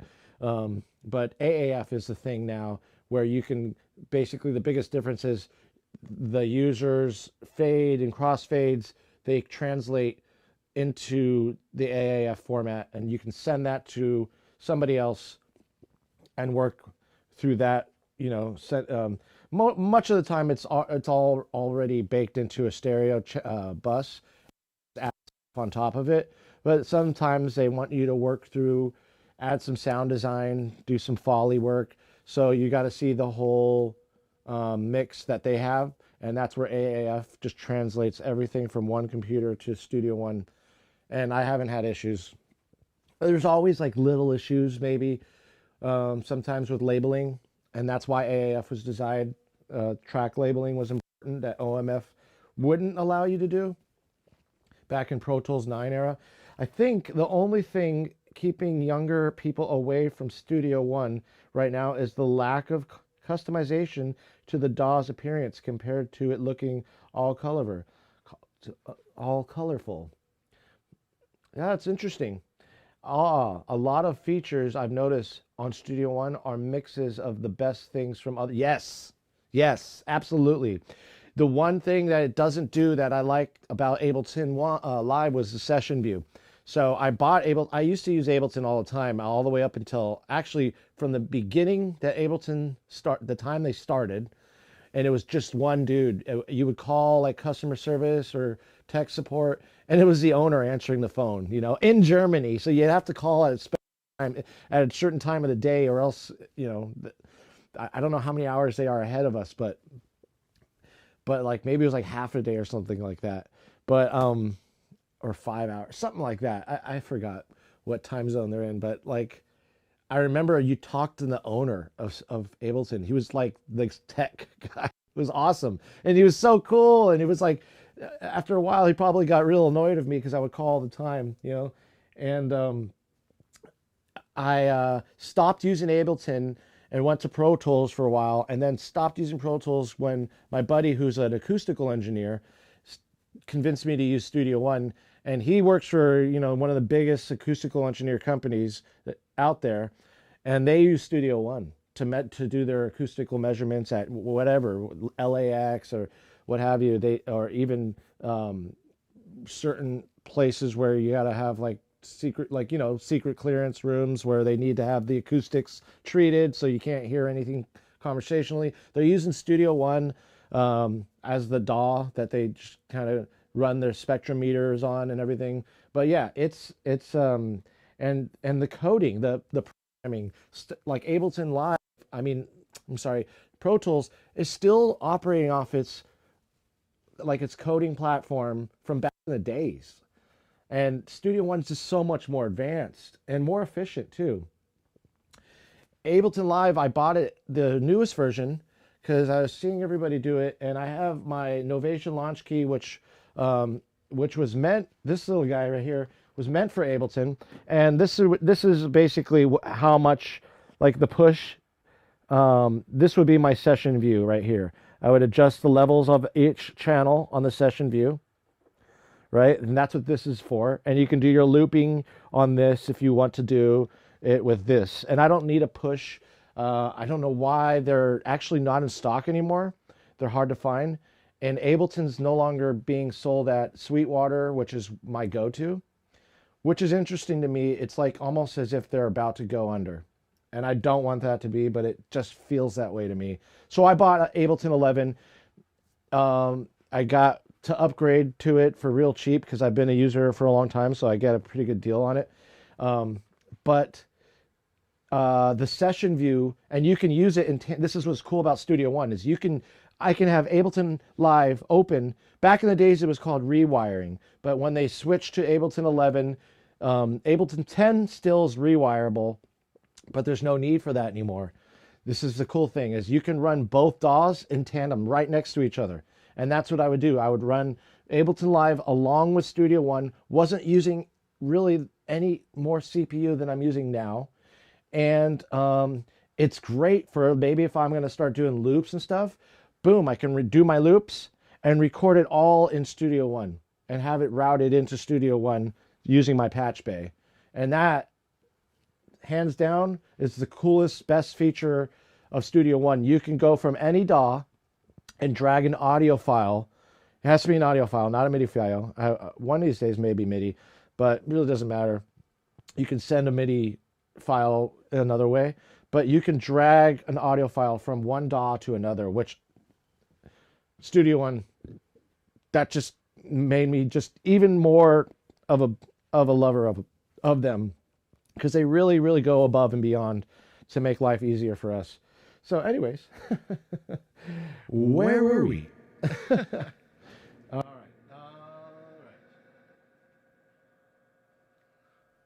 So, Oh, whoa. Am I not hearing vocals? My headphones anymore? Here I am talking all this shit. And I seem to it's not registering in the Burl right now. I'm talking all this shit. Wait, it's coming through here. But Burl is not registering. See, this is it. I'm talking all this good stuff about you, Burl. And then suddenly it has happened to me right in front of my face, but I just cannot hide it. Suddenly you come along. Wait, oh, we're back. That was weird. That was so weird. That was weird. It's just like weird. Ah, here we are again. Here we are. It's those ghosts. It's the ghosts.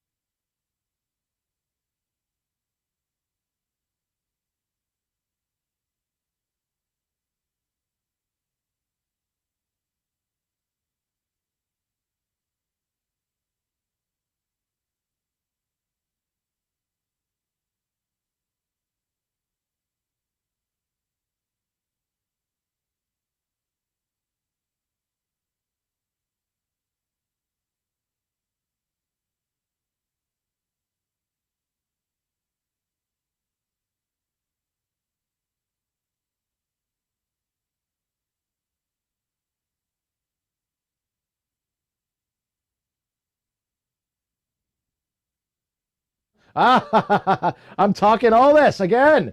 I'm doing it again. I said I'm running right now. I had a Mac. I bought one of those new Macs, and I returned it before the 14 days were up because it wouldn't function the way my 2013 Mac is functioning. And the one I have is the late 2013 Mac Pro with 3.2 gigahertz, 8-core processor, Xeon 5th generation, 32 gigabytes of RAM, DDR3, and an AMD D500, 3 gigabytes.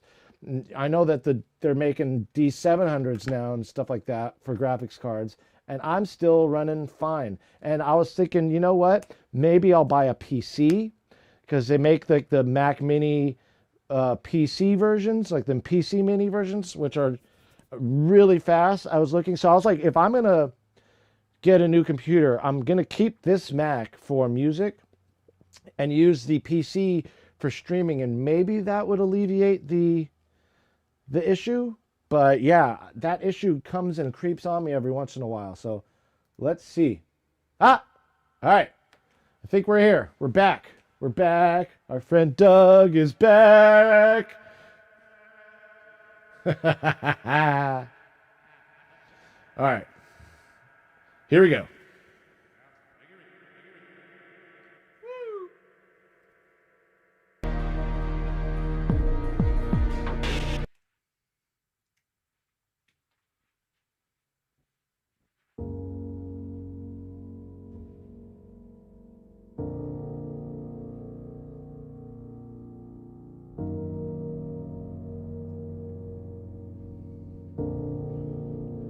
I gotta get my head in right.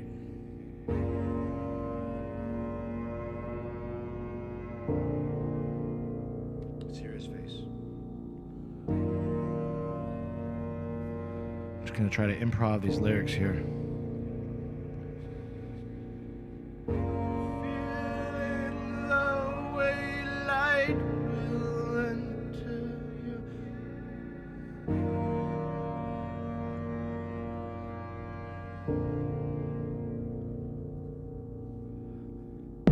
Last night I had a dream I was traveling with light.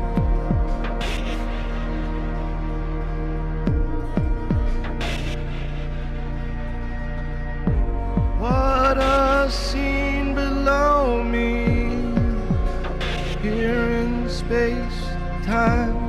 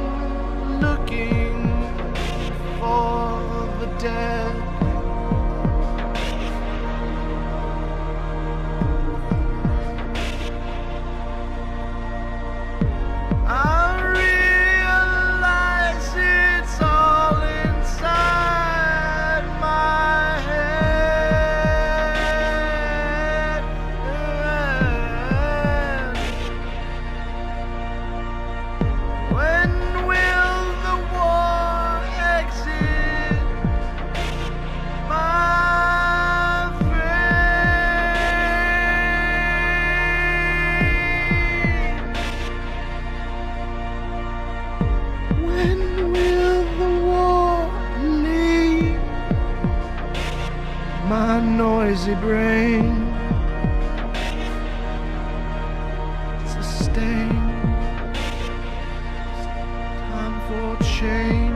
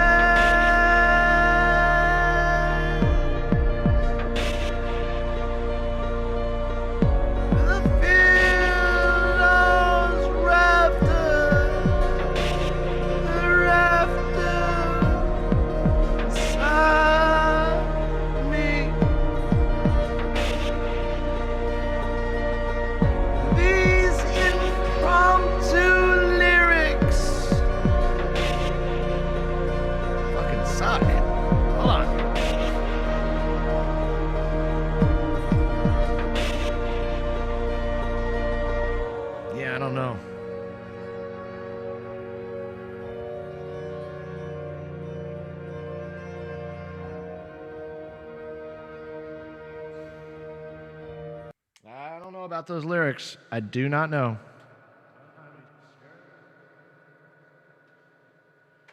Do not know. We're gonna have to switch over because I do not know.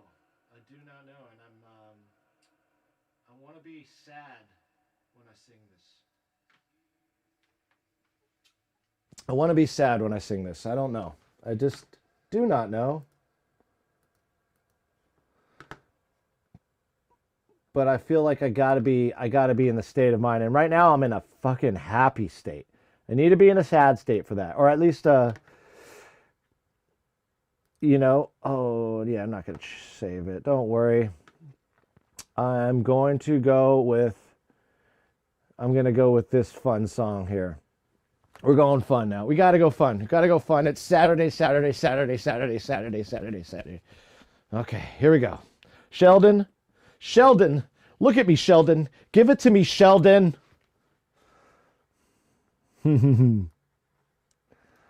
Let's go. This is the song. Oh, I gotta take a piss too. Can I take a piss real quick, guys? Is that okay? Can I go pee-pee? I need to do a pee-pee real quick. Just real quick, I gotta go. I don't know if you guys are okay with that. But while I'm peeing, I shall. Thank you. I really gotta go. Oh. Okay. Yeah. No. I gotta take a quick bathroom break, toilet break rather. So I'm gonna play my new song. While we're there, I'm gonna play the song we just released yesterday. It's called "On the Road."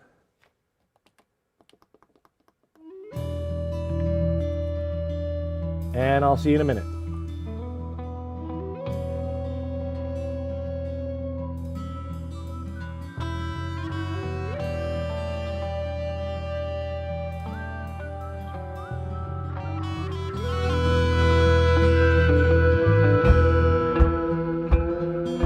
On the road,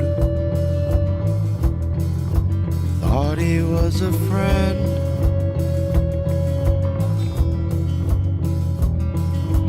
Who knows how?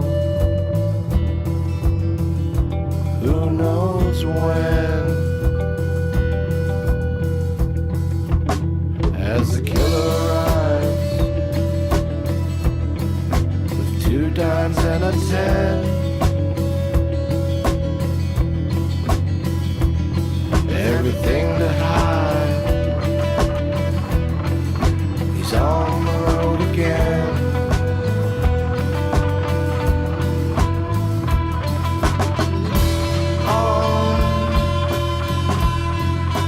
On the road again. Tell us where you've been. He replies, I only tell my friends. Tell us where you've been. East and west and when. Tell us where you've been. Stop trying to pretend.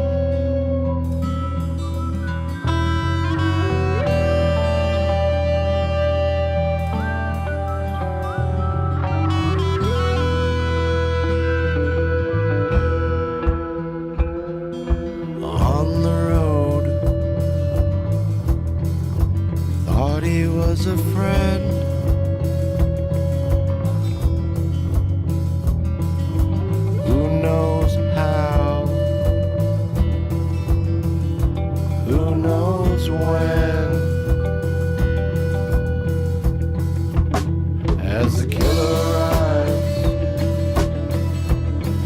with 2 dimes and a 10.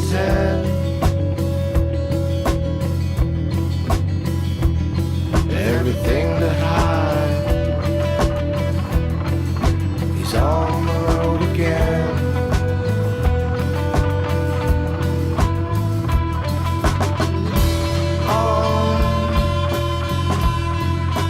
On the road again. Tell us where you've been. He replies, I only tell my friends. Tell us where you've been. East and west and when. Tell us where you've been. Stop trying to pretend.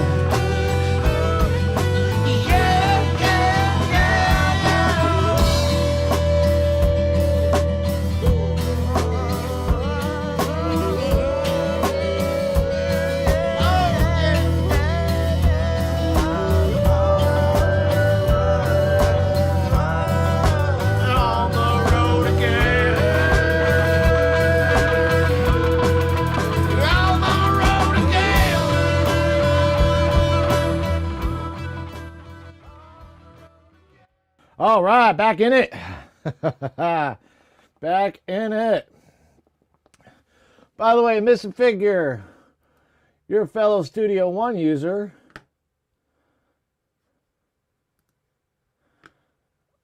And I got to give you a follow. There you go. Oh, Stevie Wonder too? Stevie Wonder? Dude, Stevie Wonder's one of the, he's a goat. Definitely a goat. God, you know what? I remember Stevie Wonder, listening to Stevie Wonder when I was a kid. My mom would play, it would play on the radio, whatever. I just called to say I love you. I love that song. I love all Stevie Wonder songs, though. That's just, I don't know if you're a big Stevie Wonder fan. It seems like you are. I'm kind of checking you out real quick here. I haven't streamed, but yeah, Stevie's my favorite. Yeah. Oh, you got some games going on. Halo. I'm a Mass Effect guy. Yeah, I'm a... Did I give you a follow? Let's see if I did or not. For some reason, things are running slow here now. Well, I'm going to have to be sure to... Let's do it from here. There we go. There's that follow button. I'm giving you a follow. There we go. Have you seen the Halo show? It was actually not bad. Oh, you're welcome, man. You're welcome.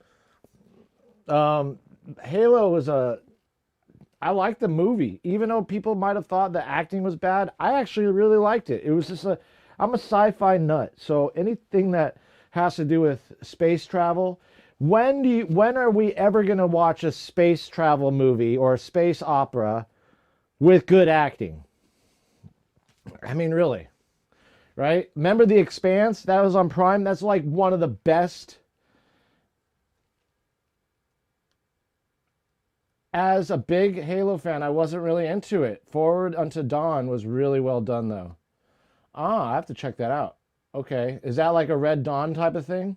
Or Red Dead Redemption type of thing? Or no? And I'm probably fucking up. I saw somebody streaming Red Dead the other day. I was like, whoa, this is Red... Was it? That's the movie. The Halo movie wasn't bad. I actually enjoyed it. The actor, he was kind of funny looking, like too macho looking at some point. But then I just had to keep on watching and understand that just got to work with it. Just got to, drop my expectations, The movie...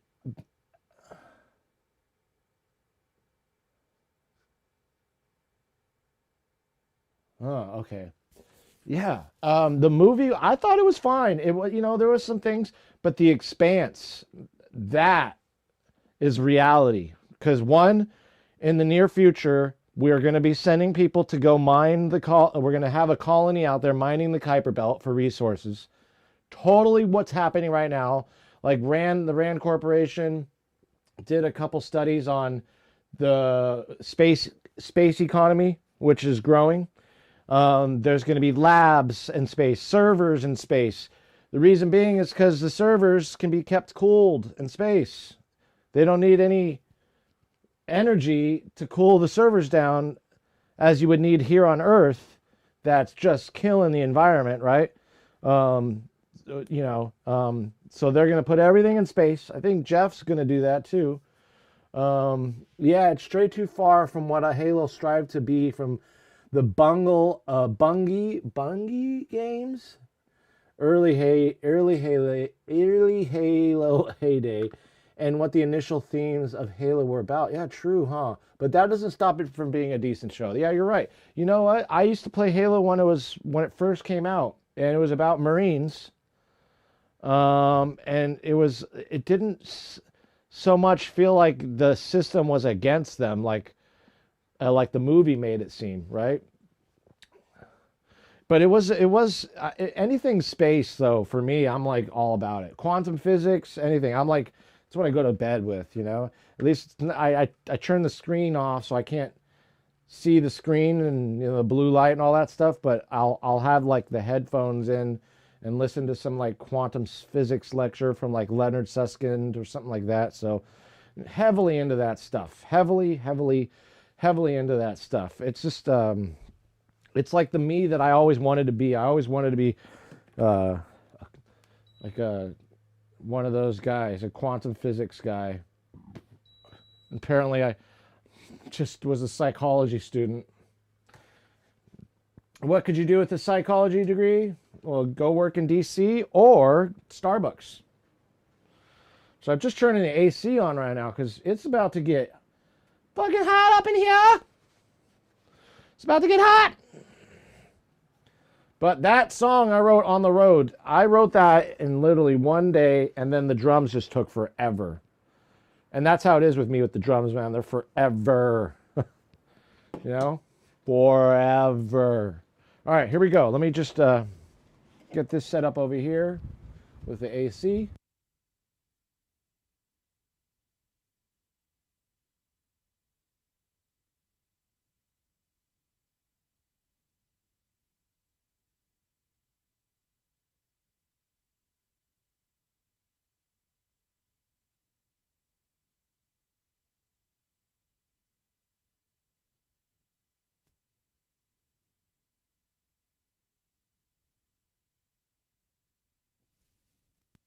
AC is good. I had to fix that. All right, let's get over to here. There's my AC. I had to manually drop this thing. There we go. Just let it drop a little. That way, when I'm singing vocals, I'm not getting a direct. These Mr. Cool DIYs are super quiet, man. Oh, thank you. Yeah. There's another song on there. I do all sorts of stuff, but that's like it was very much inspired by The Sopranos. If you guys have seen The Sopranos, I don't know if you can hear my AC, but I'll put it on silent mode. This is so far out of all the ACs that I've owned or read about, the mini splits are the quietest. And Mitsubishi makes one, which is super expensive. And then Mr. Cool DIY makes one, which is like half the price of a Mitsubishi one. And they're quieter. They are quieter by a lot. So I think the Mitsubishi was like 40 dBUs or something, the loudness that was created. And it's not the case with the... All right, so Here's where we got Sheldon the Wonder Snail. For those of you watching, Sheldon the Wonder Snail. If you, by the way, if you haven't given a follow yet, please give a follow. We are at, let's see where we're at right now. I think we're at 42, but we could have gone up. No, 42. We got 8 more to go. 8 more to go, guys. That's it. 8 more. I'm excited. I'm excited about that. I write music about life, you know. The stuff I write is deep, sometimes very dark. You know, maybe I'll turn the AC off. You can't even hear it though. It's not even registering. Let's arm the track. See what happens when I turn it off completely. I guess you can hear it a little bit.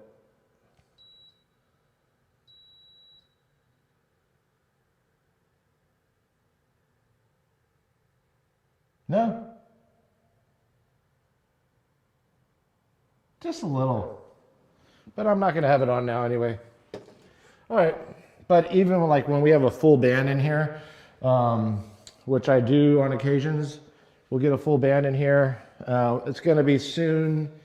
My buddy, though, in the band is having a baby soon. Tomorrow, actually. He'll be having his baby tomorrow. We're excited for my friend having his baby tomorrow. But the band will be on hiatus for a little while. Because you know how parenthood is. You know, you got to spend at least a few months of a lot of hard work and fun and no sleep. And so it's kind of hard to do the band thing. I understand. But once he gets back into it, I'll be more than happy to support. I love them too. I love having them come in because they're just so spot on when we play stuff. But anyways, hell yeah. So let's go. Let's go. This is called Sheldon the Wonder Snail, and I'll give you a listen. Or we might as well just go. Let's just go with it. All right. Radio mic is off. Here we go.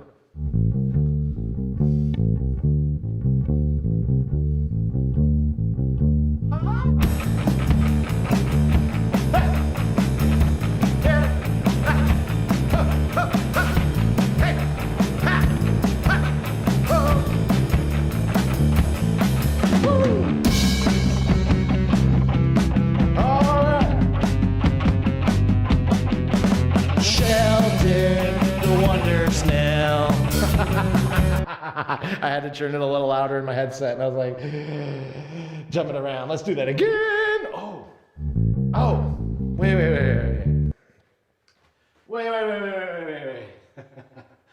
Okay, so we gotta do this real quick.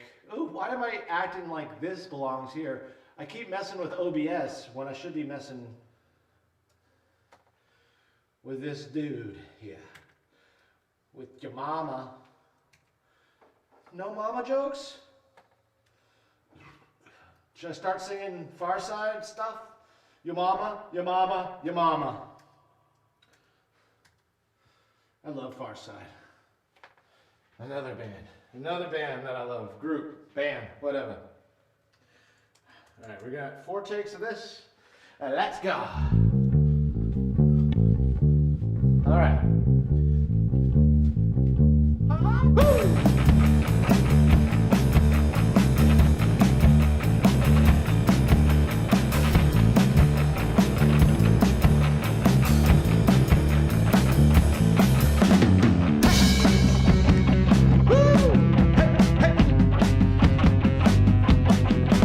Sheldon the Wonder Snail, he's such a wonder snail. Oh, little Sheldon's always on the go.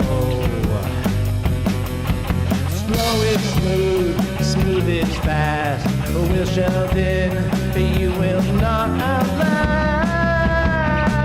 Thou shalt not pass. Sheldon, he keeps on going. You're inside while he is out there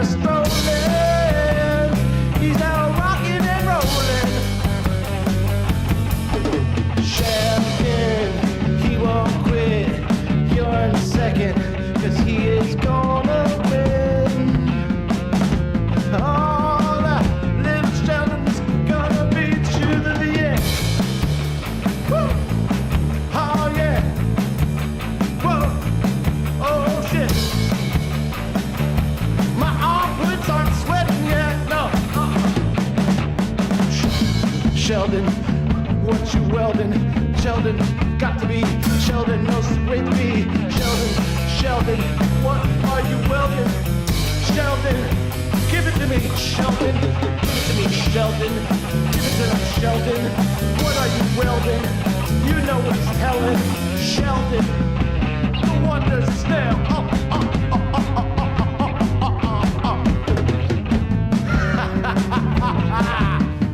Oh, come on. This song's long. Hey, I know. Song's kind of long, huh? Song is this one is hell yeah, this one's fun. Hell yeah, see, that's the Burl, man. That's the Burl doing the work. I'm not sponsored by them. If I was sponsored by Burl, I'd go down on myself. Okay?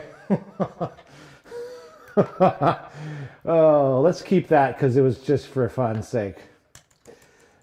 We have 4 takes. But you know what? I'm like, dude, this is kind of long. It's kind of long.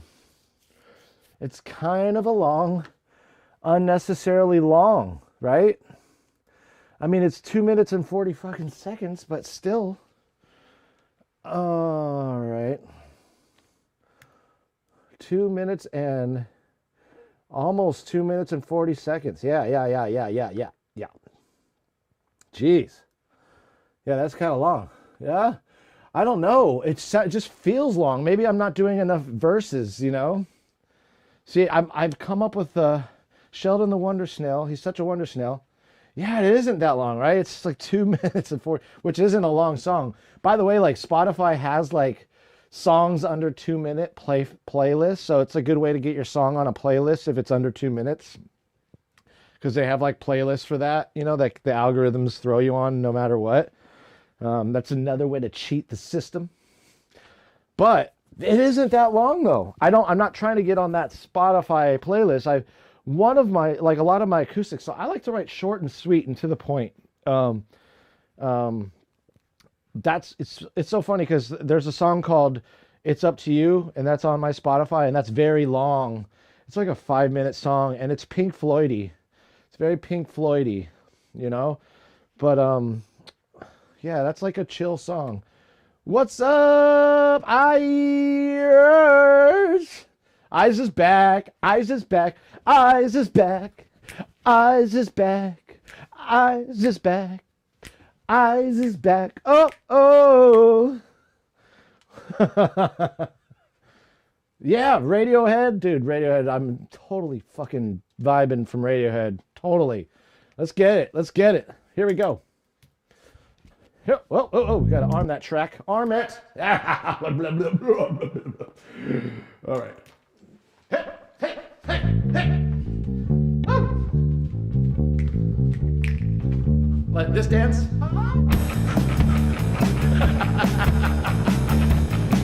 Hey. Oh, now. Woo. Whoa, now.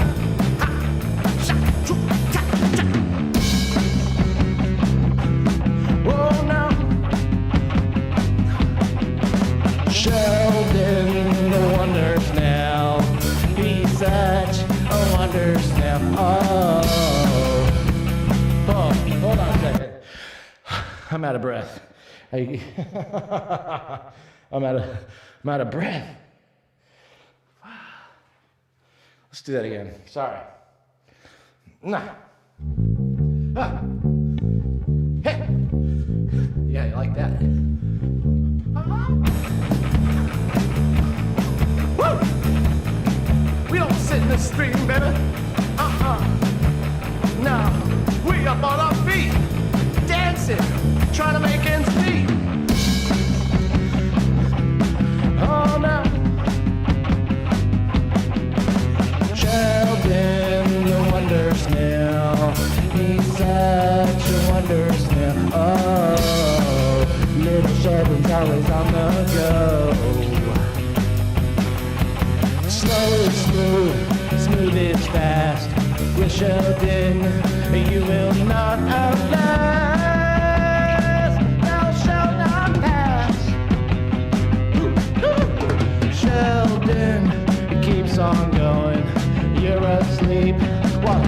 is outside strolling. He's out rock and rolling. Sheldon, he is quick, and you are quicker, and you are not. See, somebody said yes. Somebody said something yesterday. Oh, somebody said something yesterday. Why did I follow that today? Oh, hoo-hoo. Yeah, oh, we getting ready.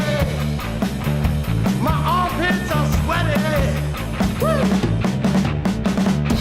Sheldon, Sheldon, what you wielding? Get away from me, Sheldon. What are you gonna do, Sheldon?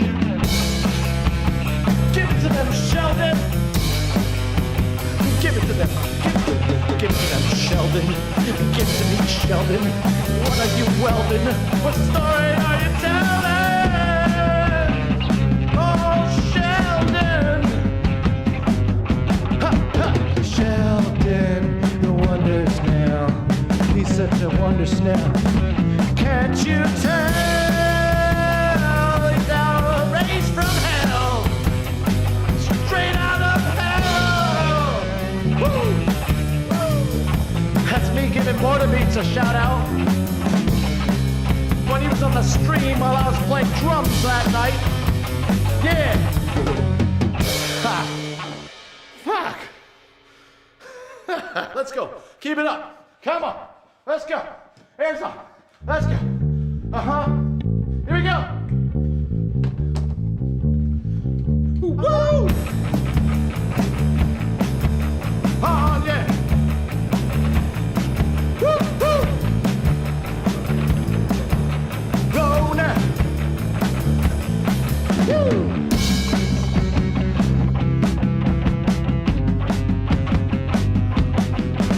Sheldon, the wonders now.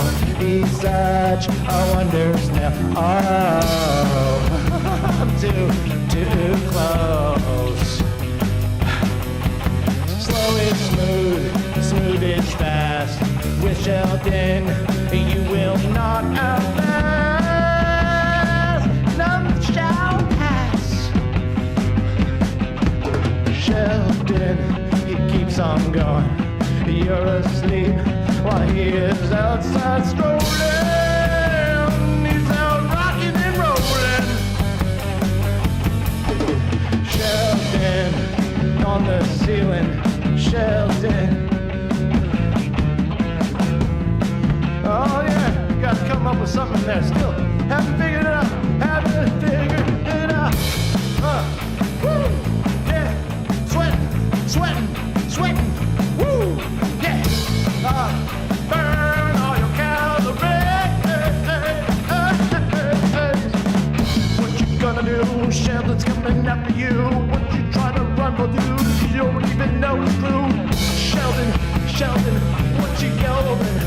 What you yelling? What you welding? Sheldon, Sheldon, give it to them, Sheldon. Show us up, Sheldon. Give it to them, Sheldon. Woo! Oh yeah! Billy, Crystal, and Meg and Ryan talk about Sheldon in the... Oh boy.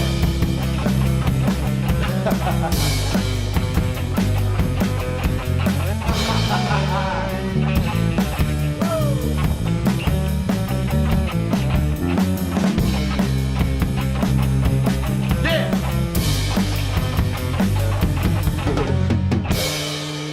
Who's that drummer? Fire that fucking drummer! No, just kidding. Stay there. Don't go, don't go, drummer. Oh shit, I'm sweating. Sweating balls. Woo-hoo! Yeah, yeah, yeah. Happy Saturday morning streaming, baby. Wait, it's morning? It's afternoon already. Sheldon, the wonders now. He's such a wonders now. Oh, little Sheldon's always on the go. Slow is smooth, smooth is fast. With Sheldon, you will not outlast.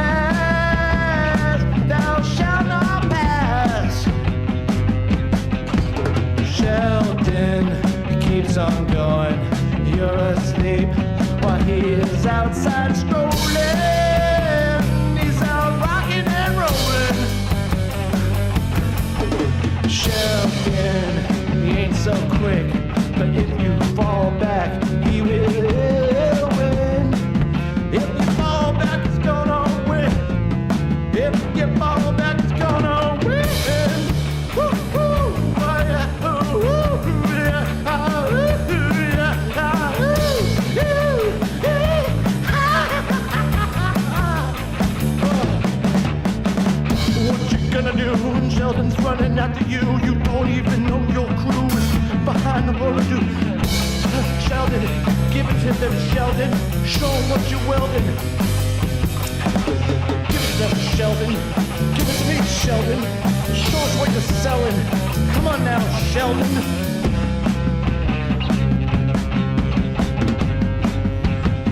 He's so good in bed.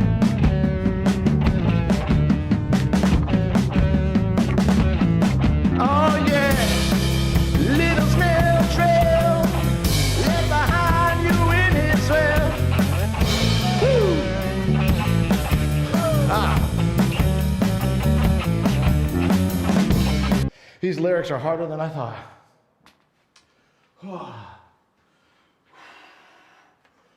Woo! We're there. We're there. We're there. We went from this to this. Whoa. Whew. Man. Radio. Wow.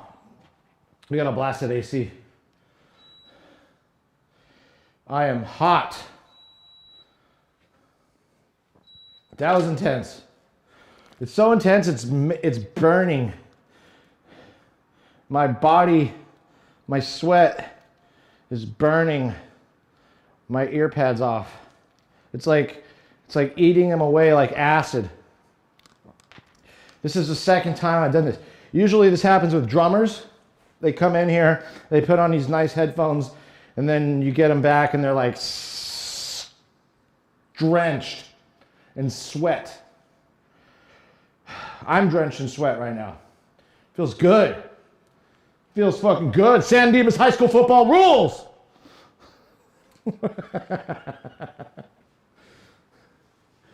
Oh my God.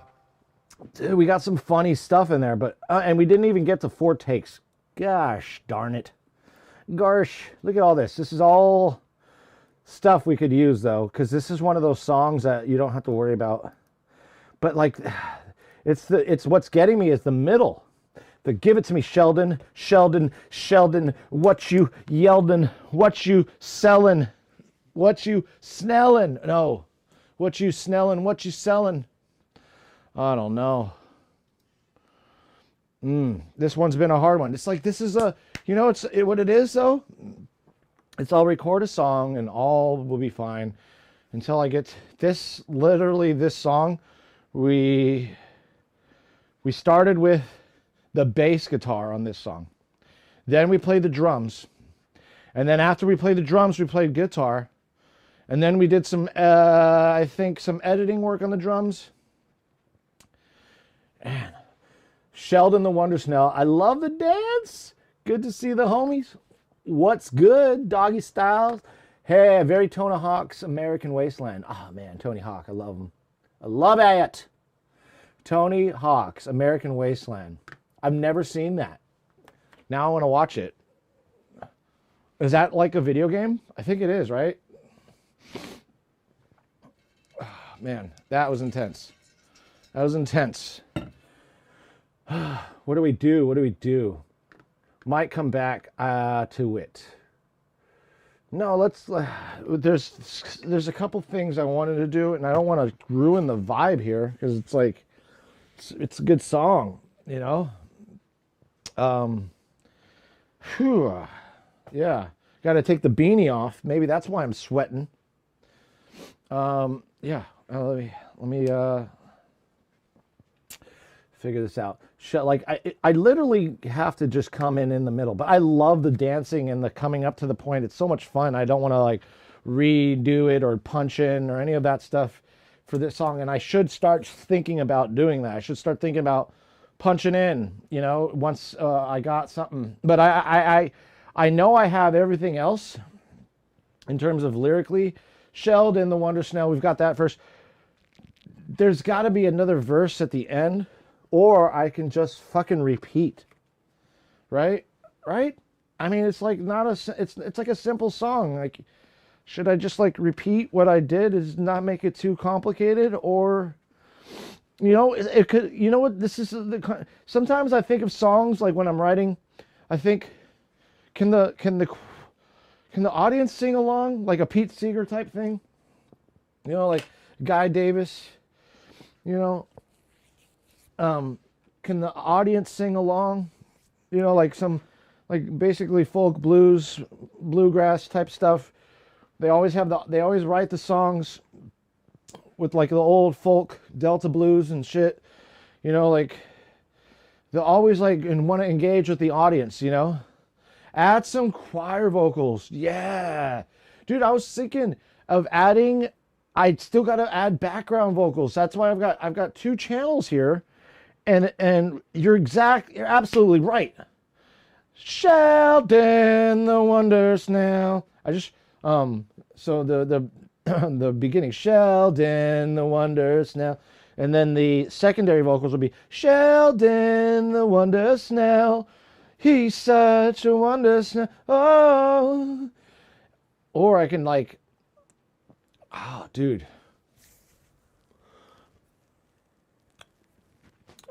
Where's my skateboard? Okay, so let's figure. Yeah, it definitely needs some of that choir action. Maybe like Shelter the one. Oh my God, you're making me think of Rolling Stones. You can't always get what you want.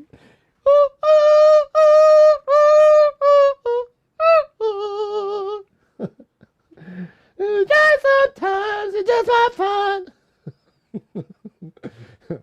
You get what you need.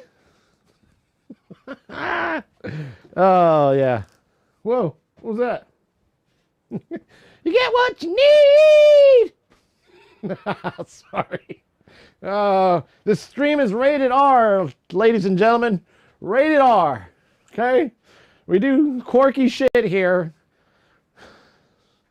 I mean, I don't know what I was doing. I was jerking off some ghost cocks here. I don't know why I was doing that, but it seemed to work. It's like I'm in the studio. Sometimes you gotta do a little ghost cock jerking here. Oh, it's rated R, baby. Rated R. Rated R.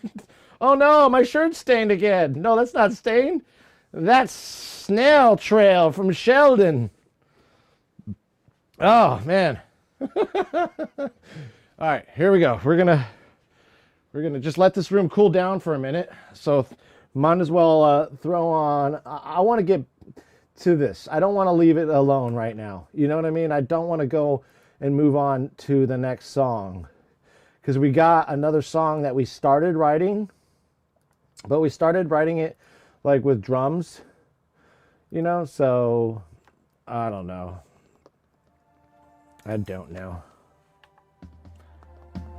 What do we do in this situation? What do we do?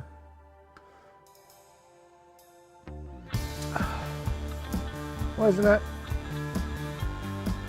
playing there? Oh, just let the room cool down for a minute. Got something rolling, but oh,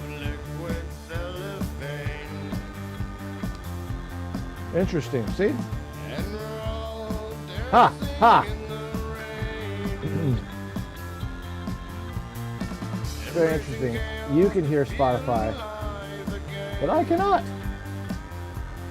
This is a song I wrote. It's called Polypeople, and we wrote this song while streaming. Also, this was like the first song we wrote while we were live streaming, and hopefully you guys can all hear it because I, for some reason, can't.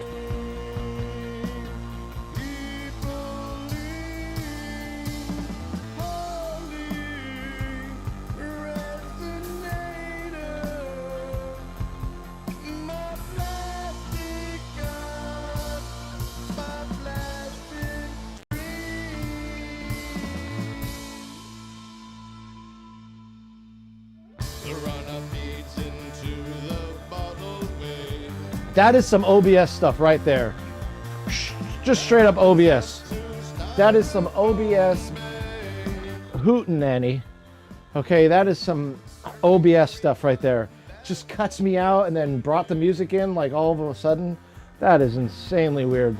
But, you know, we've been dealing with this since the beginning. And you know what? We've been able to record songs on here.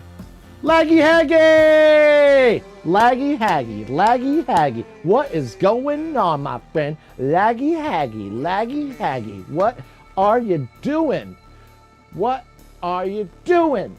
Laggy Haggy, Laggy Haggy, Laggy Haggy. Hello, Bueno.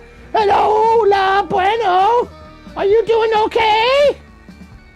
So what's going on with you, Laggy Haggy? Are you excited for tomorrow?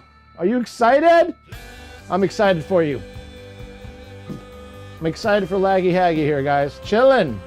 Chillin'. Are you balls deep in beers yet, or what? Balls deep in beers. Getting stuff set up. No beers. No beers. No, not today, right? Not today. You're getting set up. You're getting the pillows, blankets. Oh man, snacks. Definitely you don't want to eat hospital food. Although it's kind of fun. It's all Cisco hospital food, at least. We were just talking, but you're in good hands, motherfucker. You're in good hands. You know, that's the good old, when I used to do Wing Chun, we'd do this, or was it this way? I think it was this way. Not this hand, but this hand. Very right hand dominant. But what if you're left-handed? Just doesn't feel right. Why not this? Neutral. Well, we were working on a couple today. We've been streaming now since 11. We got a little late start today. I ended up sleeping in for the first time in years. Okay, the kids slept in. They didn't bother us this morning and wake us up or anything, and we just slept in till, you know. And then when I woke up this morning, I had some coffee, right? Yeah, I had some coffee, was right. And then this next song right here, it's called Space Time. We're just getting the studio cooled down. So we're gonna do 4 more takes of Sheldon. And you know what? We're gonna start punching in. We've already worked Change. That was a song that I just wasn't feeling right for vocals yet, and may not need vocals on that after all. I'm not certain, you know. But that's gonna be another of the Willow Tree release. You know what I mean? It's a song that has been brewing for a while, but we have Change. We also have another song that we wrote on the drums. I'm gonna let you know what my daughter made me today. She made me some toast with some salmon-colored Play-Doh on a plastic slice of goodness. It's so good. You can smell the Play-Doh and always be reminded by how good childhood was to me. Oh. Be thankful for the child. Yes, I am. So thankful for this. Look at that. It's so cute. Right? A little piece of toast. She really wanted to give it to me, so I had to stop what I was doing. And she gave me this toast. And at first I thought it was going to be avocado toast, which we had, but it's way better. This is better than any avocado toast that exists in the world, okay, or the universe. This is multiverse toast, okay? It's so delicious. It smells so good. I love the smell of Play-Doh. It's amazing. But yeah, she's so cool. She's so cute when she does stuff like that, you know? And she brought me an actual cup of coffee too, which I was like, oh my God, that's hot. She managed to bring it to me. She wanted to. She was like, here, have some coffee, Dad. The kids really want coffee because they see me drinking it all the time. I gave my son like a spoonful once. Like I just said, it's because it's like good coffee, you know? Low acid. The company's called Counterculture. I know, I'm a snob. Anyway, so it's based out of North Carolina. And they source the beans from like South America and stuff like that. But it's not organic, which I argue don't buy organic coffee, because the only place that sells it is Whole Paycheck and like Erewhon, and that's like a mortgage right there for a cup of coffee. So on all coffee is organic. They're not spraying the mountains with pesticides. They're growing up in wild mountains. And the countries that are growing these are just too damn poor to get organic certifications. But it is organic. There's nothing on it. It's as natural as it grows, you know? So the whole idea of buying organic coffee or even organic avocados, which all the organic avocados are terrible. Every time I eat an organic avocado, I have a window. Okay, and then I read some studies on pesticides and avocados, and less than 1% of non-organic avocados, less than 1%, had trace amounts of pesticide residue on the outside skin that didn't enter the avocados. Less than 1%, less than point. It was like less than 1%. I don't know the exact number off the top of my head, but I know that with avocados especially, pesticides don't get into the skin. There was no traceable pesticides for the majority, over 1%, or 99% of avocados or so, had no trace amounts of residue on the skin, which is really interesting to know and good to know, because avocados are fucking expensive. And when I have to buy the organic ones and then throw them out like a day later or give them to the chickens, that just kills me. You know, so I was like, let's buy. And the non-organic ones are so big, and they last longer. I don't know. So that was my like, I buy organic for the most part, like tomatoes and stuff like that, and lettuces, stuff if they spray, there's no protection. Potatoes, organic, all the way. Even grow my own potatoes, actually. They're really easy to grow. They just take forever. And you can't grow them in the same spot. Same with tomatoes. Any nightshades, basically, family, tomatillos, tomatoes, potatoes, you can't grow them in the same place twice. You have to like move them around because the soil it'll be more like prone to getting fungus and infections like that. But so the kids and I, we go out into the yard, we feed the chickens, we plant vegetables, we got lots of stuff growing out there. And I'd like to take you guys for a little tour to the backyard, or at least the chicken coop one day when I'm cleaning it. You can see how I clean out shit from a chicken coop, and how it fucking can suck sometimes. But we take all that chicken shit and we make it into beautiful soil. It's beautiful. And it just, we got worms. That's what we're gonna call it. I got worms.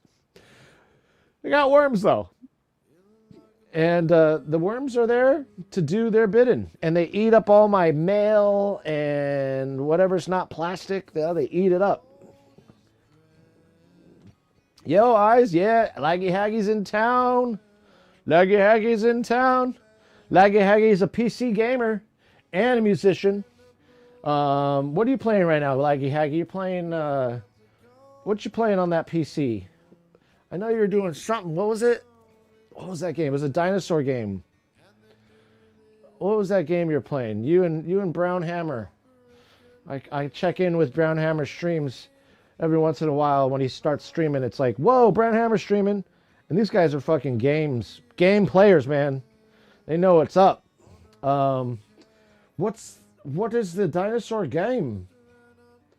Oh, well, I guess once he chimes back in, he's probably doing a little lurking while getting ready. But he's got a big day tomorrow, so I understand if he's away from his computer every once in a while. But what's that game? Apex Predators. That's it. I said it right before you posted it. Apex. And it's cool watching them play that, I'm a Mass Effect guy myself, but I got this stupid video capture card. I need to get an Elgato one. Fuck, that's super expensive. Or somebody else got to make a better HDMI PCIe card, not PCIe, but video capture card. And I got like the cheapest one that you can find. And it streamed the game surprisingly well. But it was still kind of jittery. And I don't know if that was my graphics card. I don't think it was, though, because this thing's running fine. You know? And the refresh rate, I don't know. I'm a N64 guy. I wish I still had my N64. Oh, I had the first Star Wars game ever created. And why did I get rid of that? Why? Why did I get rid of it? Why did I do that? Ugh. I shouldn't have gotten rid of that damn game. I had everything. I had the Nintendo, I had the Super Nintendo, I had the N64, I have a Wii, and I have a Switch. I should have just kept them all and been like a fucking Nintendo family. But no, I got rid of it. I sold the old one to some asshole. And the other one to some other asshole. And I never saw those assholes ever again. God.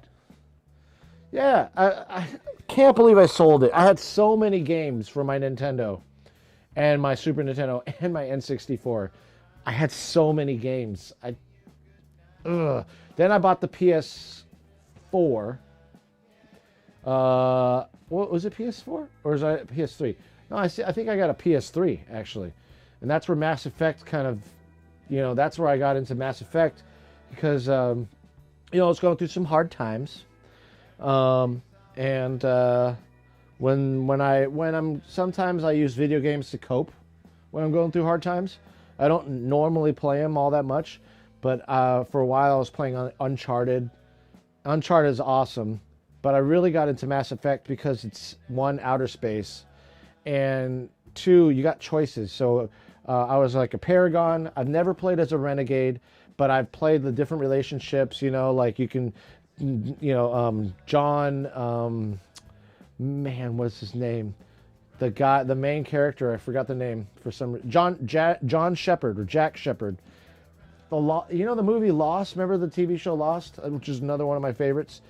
He was a Shepard too. Was he a John Shepard or a Jack Shepard? I don't know. Both of them are Shepherds though. They always give them these names. By the way, I just finished watching Succession. Watched the last episode. Now I know. So, good writing. All the characters' names mean something when it's good writing, even in a book. And in Succession, Shivani, or Siobhan, right? Why do they call her Shiv, huh? What's a Shiv? Shiv's something you stab somebody and kill with, huh? In jail, especially, you get shivved right in the liver, right? So, for Shiv spoiler alert, Shiv kills everybody, okay? Because they like talking like, kill that guy, meaning kill their business and all that. It's a business talk, I guess, Private equity and big firms use it. We're going to kill this company, whatever. Shiv kills her dad's legacy, which her dad was a douchebag anyway, so whatever. But like the brothers were there, they're all like, thought everything was going good. Her name was Shiv for a reason. She's the one that sticks the knife in at the end. Boom. You know what I'm saying? Why do you think they gave her that name, Shiv? Because she stabbed everybody. Hypothetically, virtually, whatever the fuck. But it was a good show. Finally, it's over. I'm done with it. I think the last season actually was its worst season. I was kind of like over it. It got a little boring. I fell asleep to a couple episodes. But I had to just see it through. For a while, I was just sitting in my HBO Max, just staring at me, and I was just like, when are we going to watch Succession? Why do I want to watch a bunch of fucking corporate types fucking rape society? But yeah, we ended up getting into it, especially after my whole reading about, like, these are the plunderers and private equity stuff. I was like, let's get into this. Yeah, totally saw that coming. I told my wife, I was like, Shiv's gonna be the one. I was like, her name is Shiv. Kendall. You know what I'm saying? Like, why would they give you the name Kendall, which is the name, but in the show, I was just thinking Kendall.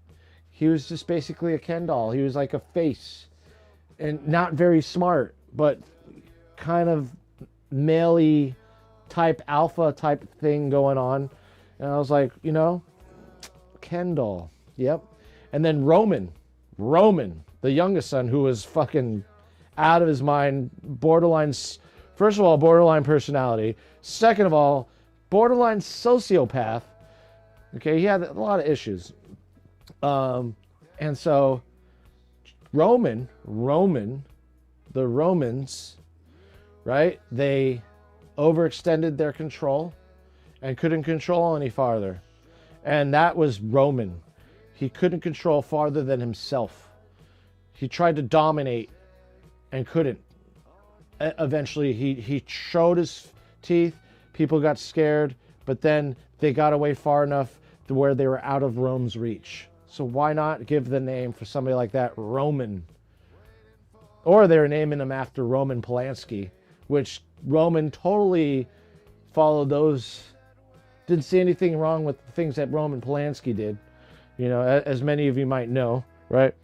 So Roman was a completely conflicted, fucked up character who had a lot of issues. So maybe that's why they gave him the Roman name. You know what I mean? I don't know. Interesting though. But Ken doll, Shiv, fucking stick it to you, and Roman, I'm a bitch. I'm a fucking bitch. Like, not like a little bitch, He was a little bitch, Yeah.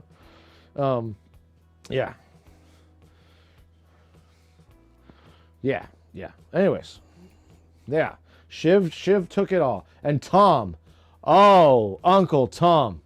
Tom. Tomcat?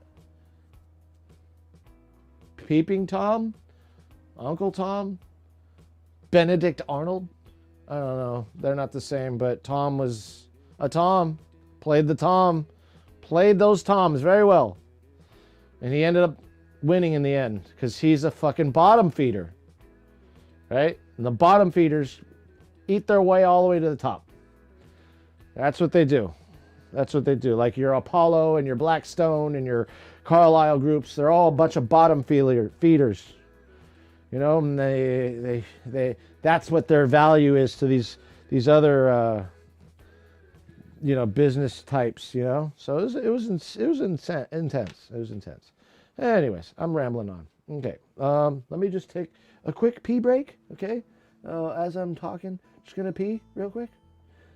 Be right back. Oh, and this song comes on.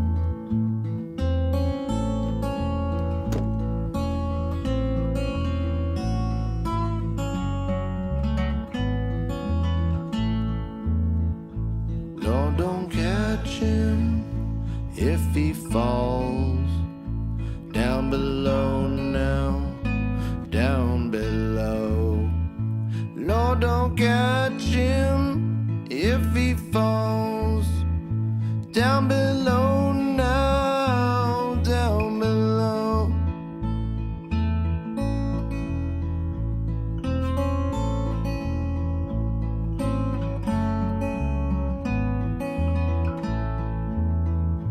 He's a liar, he's a liar. Ain't no truth come out his mouth. He will crush you, gobble you up, suck you dry, then spit you out.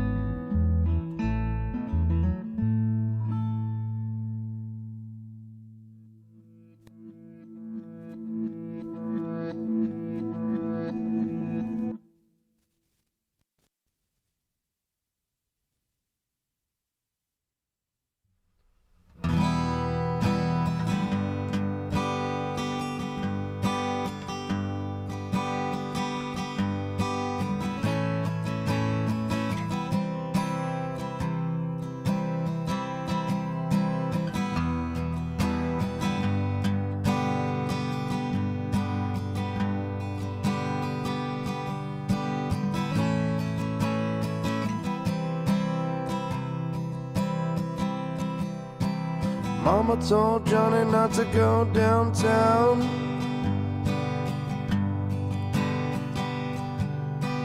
Marine Corps recruiter was hanging around.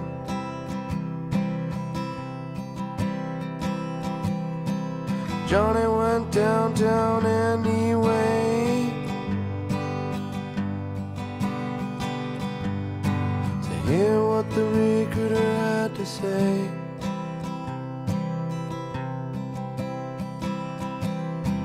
Johnny was sent to Vietnam. Johnny was killed by the Viet Cong.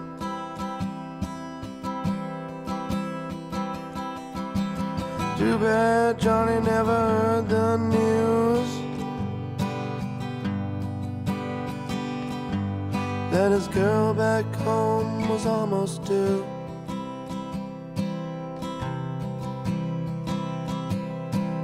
Junior's All right. daddy never knew. Yeah. Mama told Johnny. Mama told Johnny.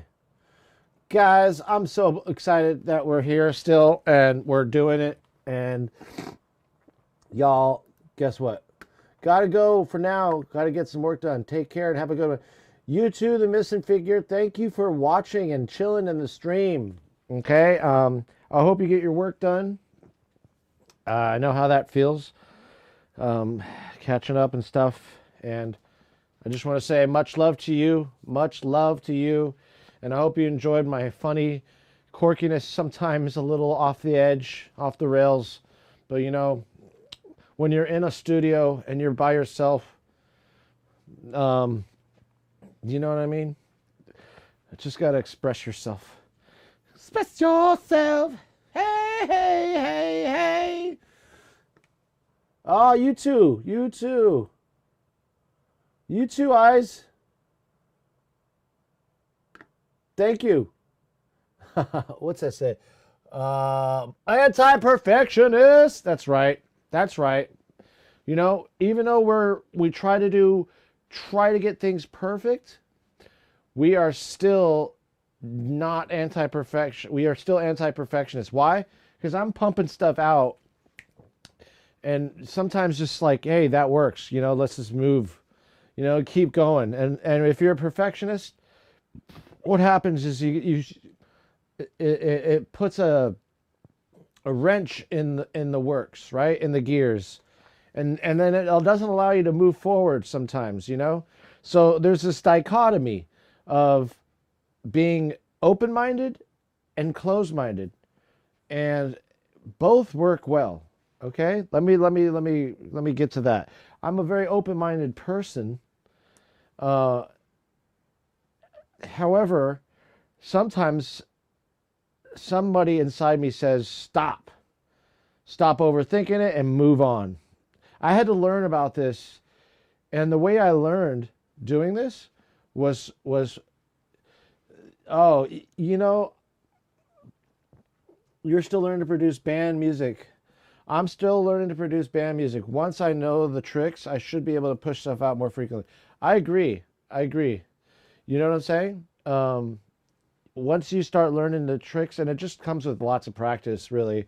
I used to just write music, and I would never get stuff out. Like, I would just keep holding on. And I had old SoundClouds, too, where it would take me forever just to release something to SoundCloud. And after, like, really during the pandemic is when I started saying, you know what? Everybody's online right now, and what am I doing waiting, right? So I was like, everybody's trying to get stuff out, and that's when I just started pumping stuff out. I always had stuff out. I always had like demos, a SoundCloud with demos, but I never like committed to DistroKid, for example, you know. But farewell for now. Eyes the artist, dude. Eyes is fucking. He's definitely talking as if he's being very humble at his approach, but he makes really good math rock, for example, which is something I can't do. I cannot write math rock for the life of me. It's a totally new style. And I would love to get into some math rock. You know what I'm saying? I would actually love to try that out. The thing about him is he's got that style and he's got the tools. He's got everything he needs to put stuff in. You know what I mean? That's all that needs to happen. So recording full bands is actually, it's stressful, but you know, it also is fun. It's stressful having to like, the setting up phase is not too bad. It's just like if you're an introverted person and it's not stressful, it's just like a lot of stimulation. And I'm pretty introverted, so once I have like a party or once I have a lot of people around me, I end up needing like a week or so of decompression. I need like of alone time or not hanging, you know, obviously my family and my kids, yeah, that's different, but like, yeah, when I'm in those social environments where you're around a lot of people, it's not that I get anxiety. I'm just using up so much energy that I need like a week to decompress. You know what I mean? Like, so that's just what it is. So like, I guess be introverted in a sense, you know, but like, yeah, you know, like when it comes to recording a band, you've got all these people and you want to make them happy. That's my thing, is I want to make them happy. And the happiness comes from being ready for them and letting them make decisions on their own. As a producer, I'm not really one to give you advice unless you ask for it. I expect you to know what you want. But then some people have relinquished their creative, you know, input to me and saying, you just come up with the ideas. And that's happened too, you know, and that's basically what a songwriter does. So they relinquish some control in that process. And yeah, so what I feel with that situation with the band, you got all those things to worry about. You want to make them sound right, and they're generally easier to mix if you get the recording down. And that's the thing, is the recording end can happen on like any interface really. As long as it's decent, you can record a whole band, right? They will handle it. Any interface will handle it, right? As long as it's got at least, you know, what do you say? I'd say at least 4 to 5 inputs for the drums. So you need 5 inputs for drums. You need, yeah, you can buy an easy 32 channel, 24 input interface on the cheap and still record a whole band. You know what I mean? So,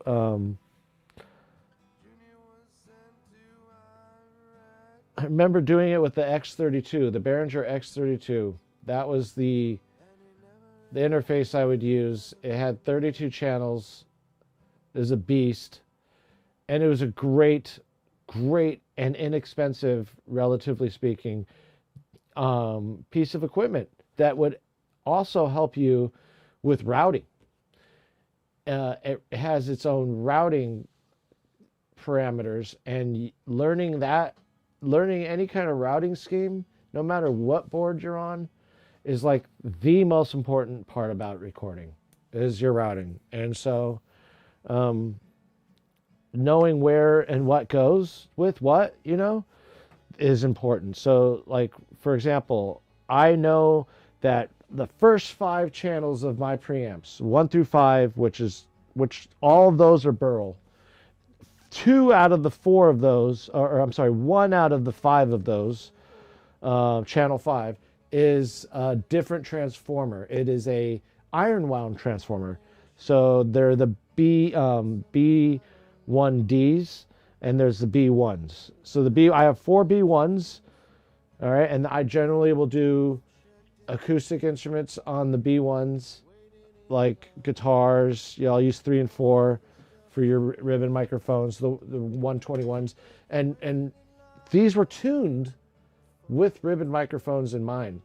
So they used them with different microphones. 57s obviously is industry standard, and so it's been tuned to a 57. It's been tuned to the 121s. It's got it all, right? And but the first 4 channels are nickel wound transformers, and just a little bit more real warm sound. It's not as detailed as the second 4, which are the B1Ds, and those are iron wound transformers, and those are really clear and have the same characteristics as the other one, but just a little bit more clarity. So I'll put like the bass guitar on that. If I want, I'll generally do like my DI signals for my electric guitar through the Burl. But I will generally record my electric guitar, believe it or not, on my UAD. My last 2 inputs, 15 and 16, I will always default to the UAD stuff. One is because I like to have a stereo signal for guitar, or at least a way to panning left and right. And then I like the tubes on those. It just gives another realm of tubes for gain staging.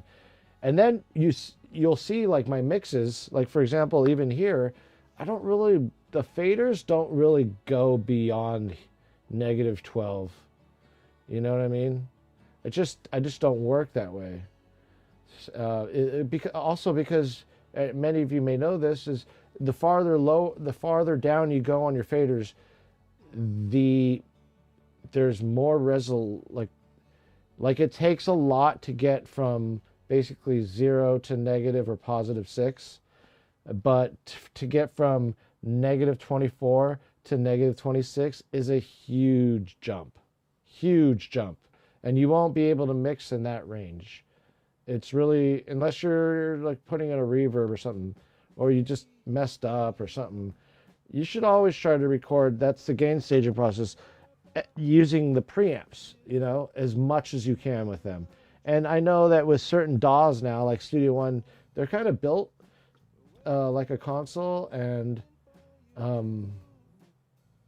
don't know, they're just built in a different way, but to where it may be able to handle clipping better. But digital's digital, digital is digital. We can't get away from it. So what I recommend is good preamps, at least. And you could buy like any one of those that you see over there. Any one of those preamps right there are good enough. Like there's the Burl ones, which are just 1 channel each, but then there's the 2 on top, and those have 4 channels per preamp, which is a good deal if you're looking for preamps and you want some good ones. There's the UA 4710D, and then the Focusrite 428, which is basically like the 128. It's just sure, they may have cut corners in some areas, but it still gives you the sound, and it's going through obviously good converters, so you're not really gonna notice. So it's a really great setup. I use the 428 for like the SM7 microphone, as many of you know and come to love. I use the 428 for bass sometimes. I've used it for room microphones. I use it for keyboards. 11 and 12 I use on keyboards quite frequently, actually. So they're just kind of good for that, because a lot of keyboards have a lot of low end. I can throw the keys if I wanted to on the Burl, but it's cool to get different flavors. You know what I'm saying? It's not just about the Burl preamps. It's about different flavors, and that's what preamps are. You're just getting different flavors and mixing them together, and it's always good to layer things in that way. So, all right, we're here at Sheldon, the Wonder Snell. all these songs you're hearing in the background were definitely songs I wrote. So we've got we're at 14:11. I wonder if everybody's back. I was gonna play some drums today, but I don't think so. Actually, you know what? Let's save this, and let me show you what I real quickly. We're gonna come back to Sheldon and Wonder Snell. We're definitely coming back, or maybe not, but let's see. We may come back because I really want to punch in. I want to punch in. And we've been streaming for 3 hours. Good. All right. So where's this song? New song? Is it new song? It's new song. All right. So we're just we have a track armed. As a matter of fact, the tracks are armed are the drums. All right. And so let's check this out. I think what we did is we played, so we started a song with drums.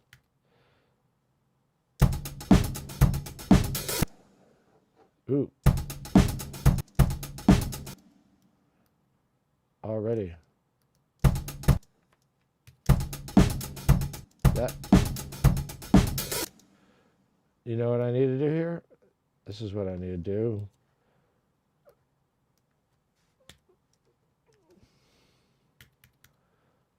We need to do some surgery. Da-da-da-da-da-da. Need some surgery. Da-da-da. Da-da-da. What's this? What is this? What are you doing? Let's see. Let's get rid of you. Let's get rid of you. We're going to do some surgery. Okay. Okay. Okay. We're a little off here, though. Again. Why do I sound so... I'm so bad. Terrible. Is this... Whatever.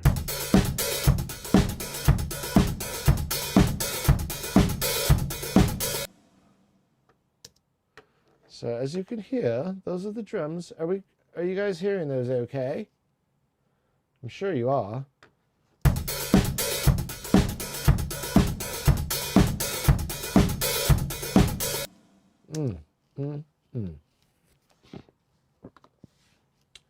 You heard that. You heard it. All right, so let's go back. Let's go back. This is what we've come up with so far. This is one of the first songs I've ever written on the drums and recorded. And obviously you can tell I'm not a drummer, so we're gonna have to do some, we found some stuff that we liked. Maybe it's these. It's things that we could loop. Woo! Let's lower that a little bit. I mean, that's cool. Let me just lower my headset.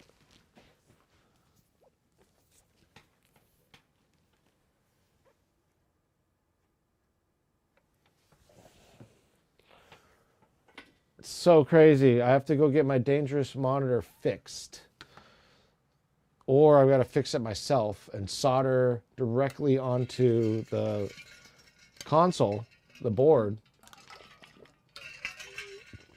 which is the one soldering job I have not done. So I either might as well learn or take it into somebody to fuck up.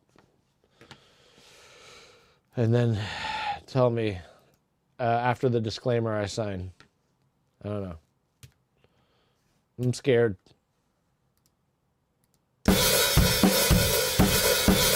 That's a perfect loop. Beautiful. And listen, look at the mix.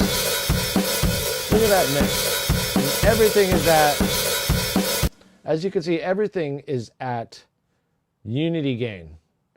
All right, this is kind of a good way of recording full bands. If you want to, some pointers, is try to get it to sound like a mix before you even adjust the faders.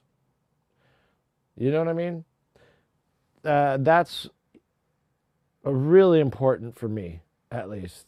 I try to make it sound as close as I can to what I want it to sound like using the preamps, and really slamming those. Like everything I'm putting through there is I'm putting through as much as it can take for that given instrument. Like obviously, like the snare, I don't want it too high because I don't want it to pick up everything, right? But I've got it, actually the snare is pretty high.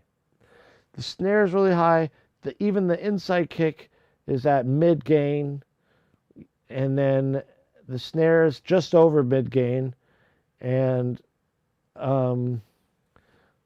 the overheads I like to keep at low gain, and then the room microphone, which is my 440, which I don't really change the settings on that even for vocals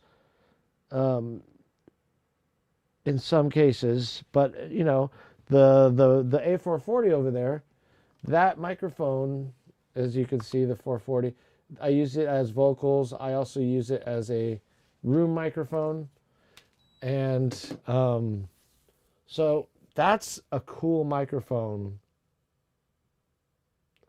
for every situation, right? I probably should start putting a what's it called? A little pop filter in front of it. But that is great for really getting the low end of the kick. You know, if you want to get, like a lot of people put those speakers on the kick and they're trying to get the most they can out of a kick.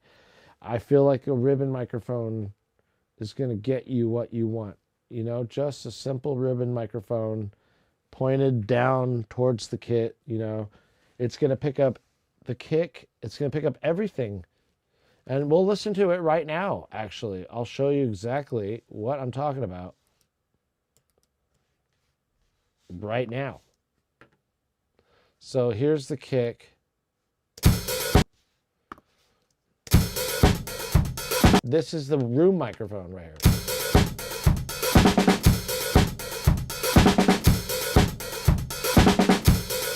So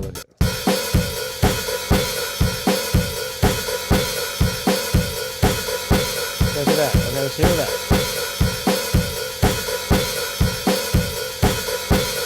That's just one microphone, and it already sounds fucking rad.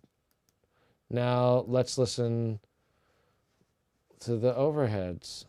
Let's actually ungroup it real quick so we can kind of select everything. There's so many ways to group tracks in Studio One, and I tend to find the folder method the best method, because it's just so easy to ungroup them when you need to do such things. So look at, I knew there's key commands as well. Okay, here's our overheads.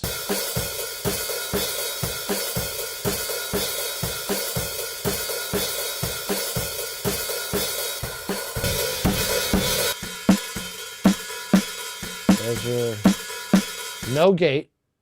I have no gate.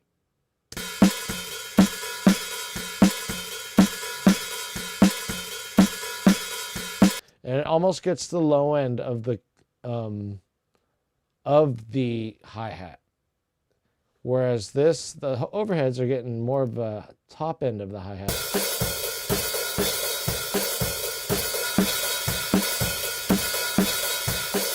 See, when I add it in, it's not really making it harsh or anything. It's actually giving it warmth.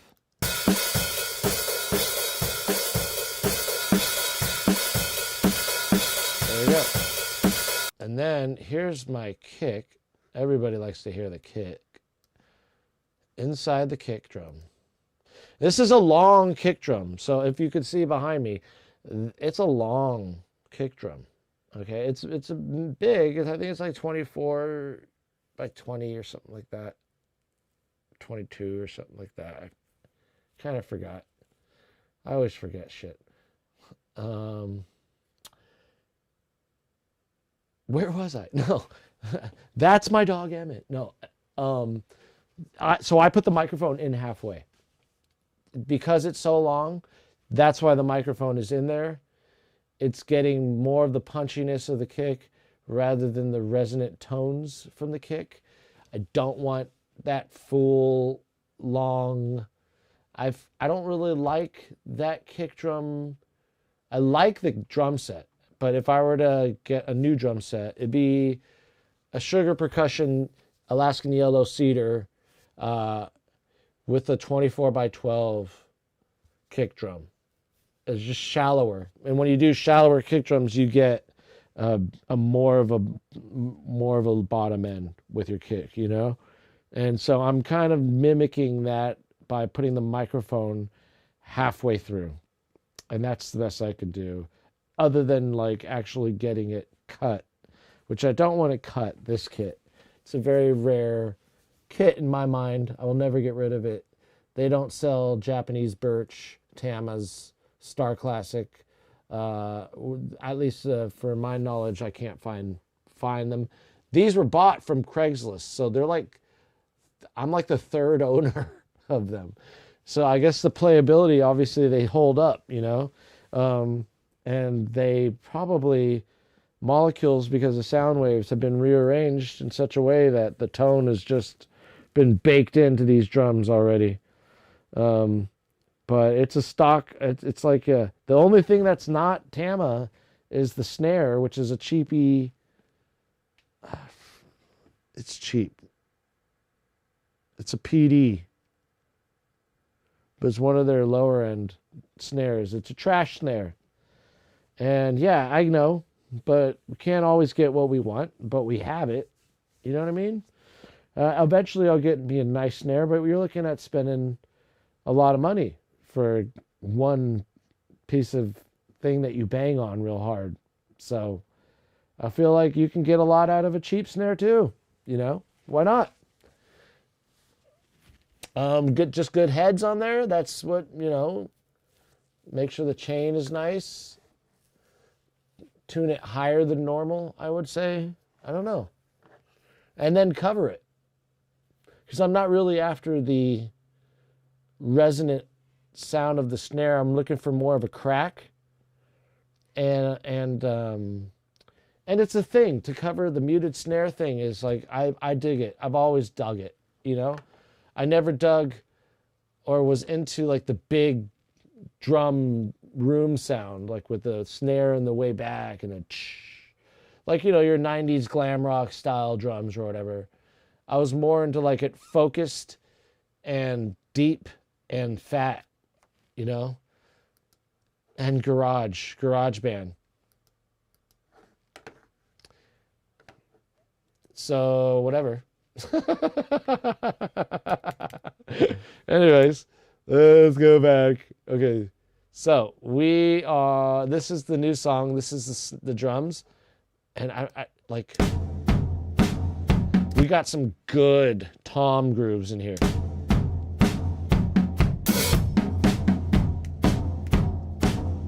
I think this whole, if I look at it, the whole thing right here is tom grooves. I just did some nudging. That's why you see it like all chopped up like that. It's just because I really didn't, I may have copied and pasted one like kick drum somewhere in here because it was off, and it was off with the rest of with the cymbals and the hi-hat. So the hi-hat. So I may have done one little thing. Maybe it's that one. I don't know. But yeah, it is, because I think it's this file right here. No, it's not that. Anyways, so that's cool. That is cool.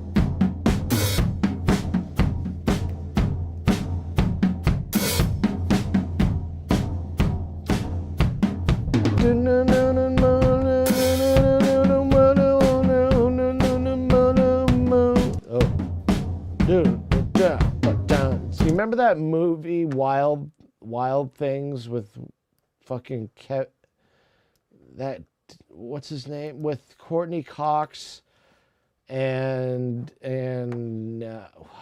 Denise Richards and I keep doing that. You know what I'm talking about? That movie. That's like the beginning. That's what this reminds me of, is the beginning song of that. Wait, hold on. You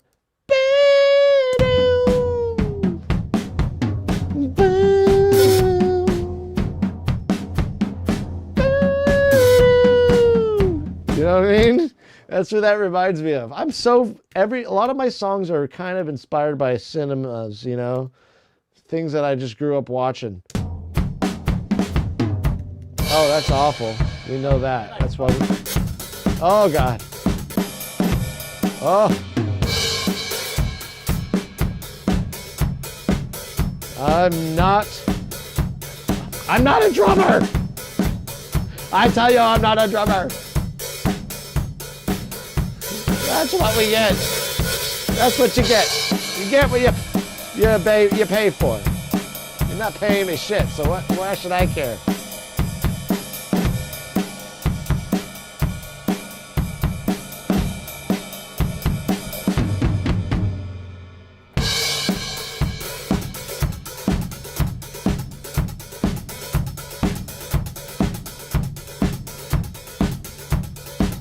All right, that one works right there.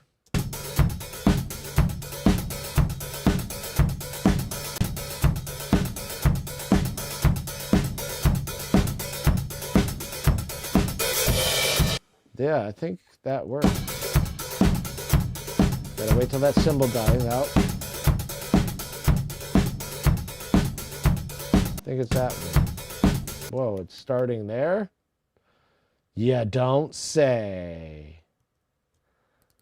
Ugh, I'm gonna have to do some surgical work. Surgical work. Da da da da. The surgical work. It's time to move all this over because I was off by like a quarter note or quarter beat or whatever you want to call it. Oh my goodness, look how I'm still off. Ooh, look at that. I don't like to quantize. If many of you are like, why don't you just quantize it? Because I don't like quantizing drums. I stay away from quantizing. I don't care what DAW, you know? I like to methodically just go through and nudge. I've learned my lesson with quantizing.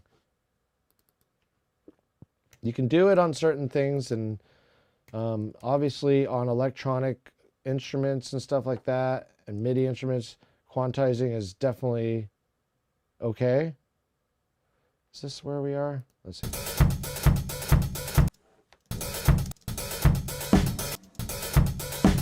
All right, so that's why I don't like to do it. I just don't.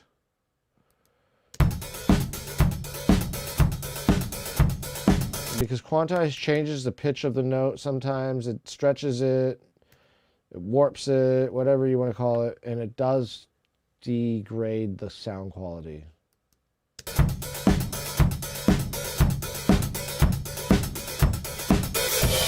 All right, so that's it right there.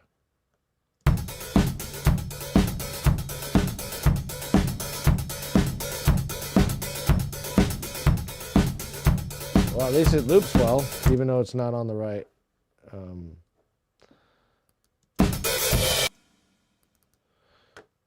Yeah.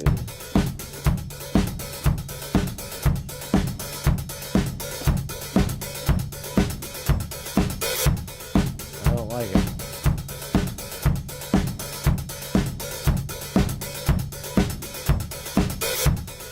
I mean, it works, and it'll be definitely fixable. And you know what?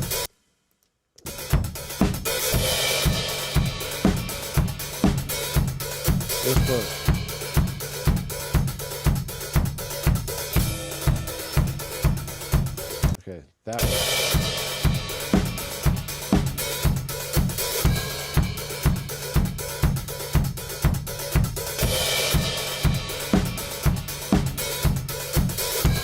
Okay, that works. I don't like that. I don't like that either.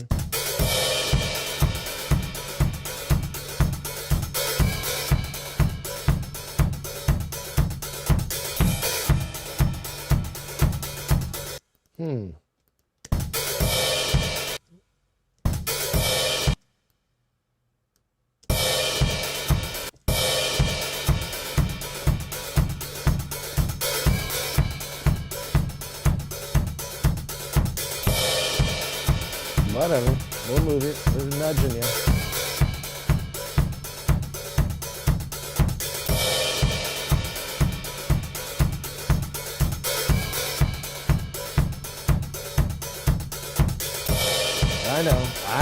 I know.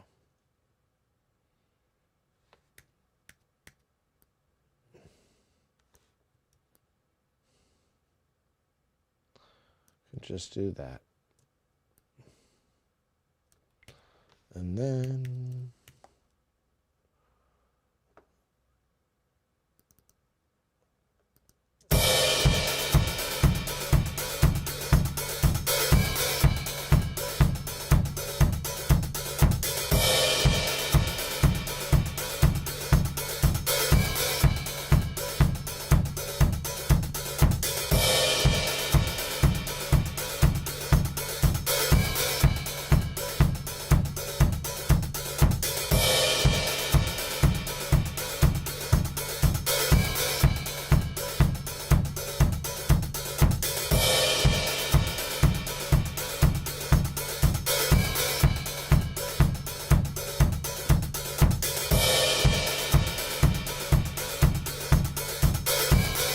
all right.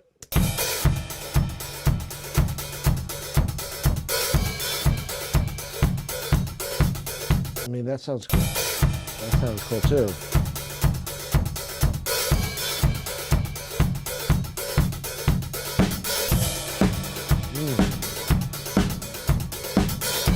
Yeah. Okay, that works. It works. And we have a little slowing down on the hi-hat there. Right there. A little slowing down. It's like the hi-hat's got the best of me. Okay, we can fix this. This is fixable. And we are way off. So we're just gonna move this over. We're not way off, but we're fixable with a nudge. You know, what did I do? Okay, first of all, I need to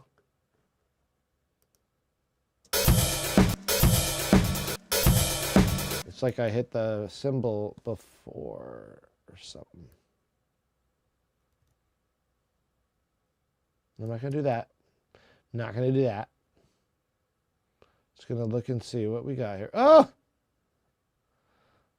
I should lock that so it doesn't do that anymore. And move it over. Move it on over to the east side.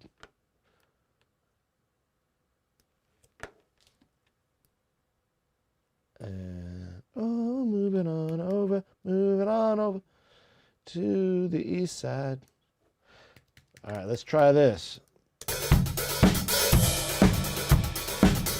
Yeah.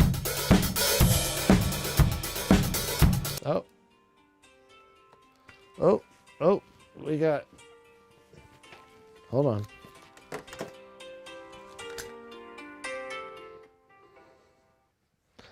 Oh, hello? Ah! Oh, what are you, institution.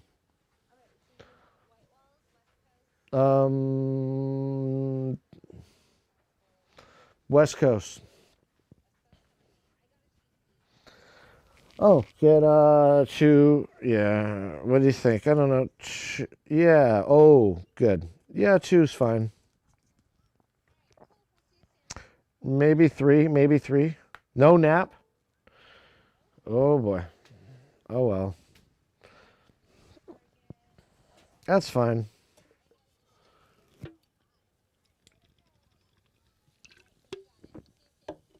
All right, love you.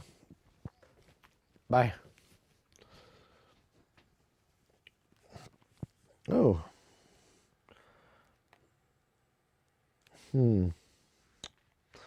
All right. I guess my I thought people were home. Nobody's home. A lovely cheese pizza just for me. All right.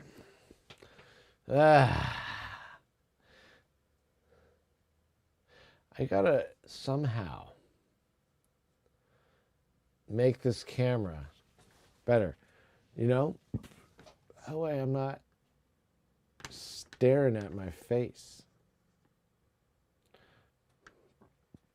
It should be, everything should be working fine here.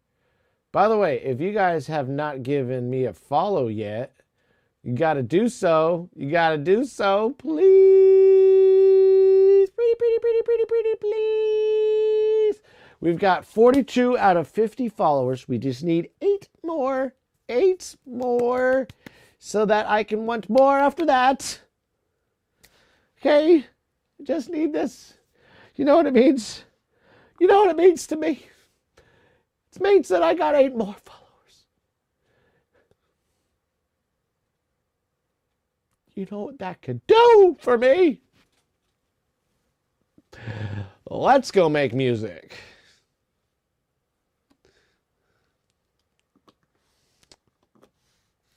Right away, let's tum tum tum tum tum tum tum tum tum. Oh, we got people on right now. Wonder if I can raid that page soon. Let's get a couple more takes. And I'm thinking maybe raiding a friend, you know? So, oh, have we lost when I said raid, did we just lose some people? Dang it. I thought you wanted to stick around. Oh, we gotta figure out how to do that. All right, well, anyways, we'll get to it.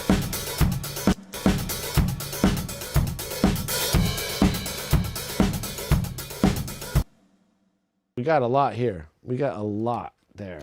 Let's put these headphones back on so I can talk to you. What happened? What happened?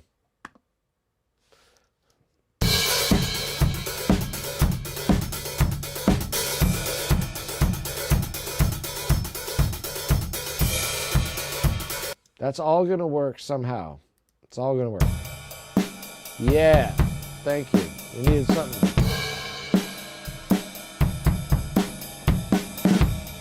Oh, that's a looper. That's a looper right there.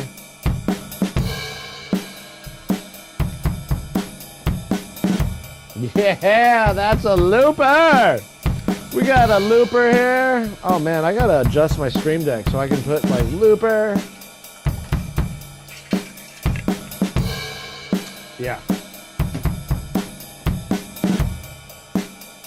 You know what? I know what I can do. I know what I can do. There's all sorts of ideas I have. But that's cool.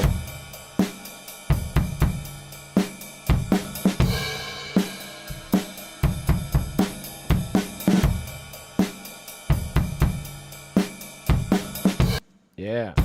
And then right here.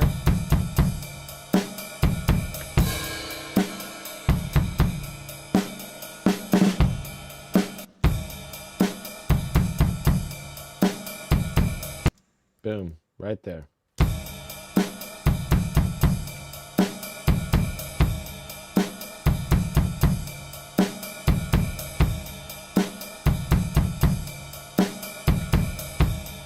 We'll fix that later, but we're keeping it. We need something without.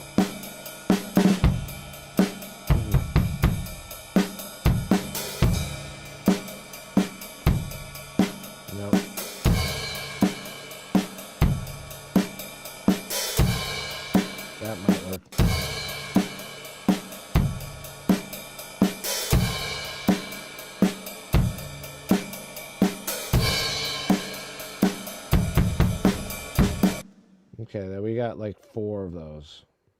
Then it started getting out of control.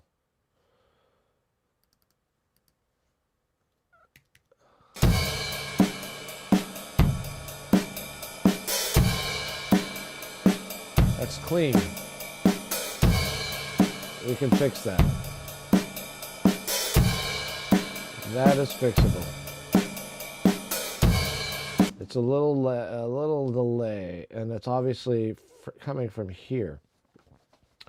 Totally fixable, totally doable, totally keepable. Nope, nope.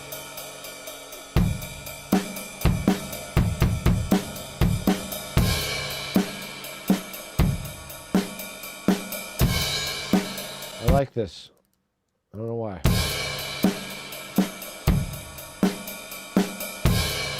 Because that's why. That's why I like it. Mm-hmm.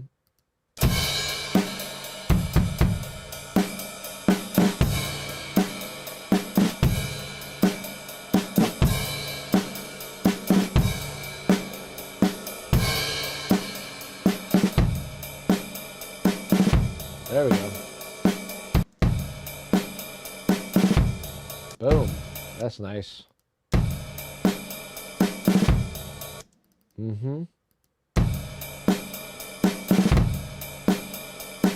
Yeah. I hear you. I hear you. I hear you. Okay, that's good there. Let's go from here.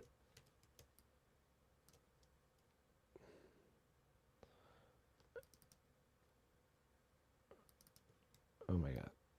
Ugh. This is the only thing when you're doing this. You gotta be real careful. Because you don't want it to sound... Ooh, you don't want to bring in that either. I want it to be natural. El natural. Oh. Nope.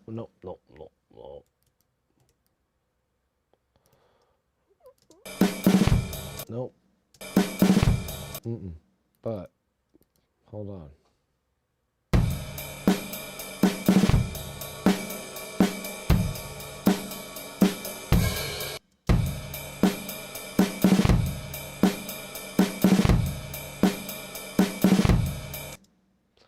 I don't like it. I'm gonna have to fix this.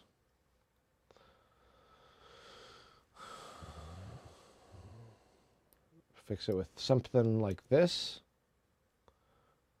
And we will get rid of this for a sec. Paste this back in.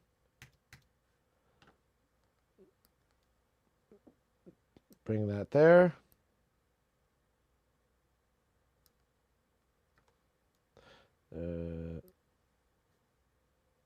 Let me get rid of that little piece.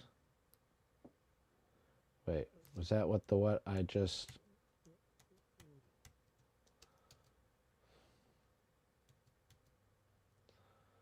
I just brought that in, so let's...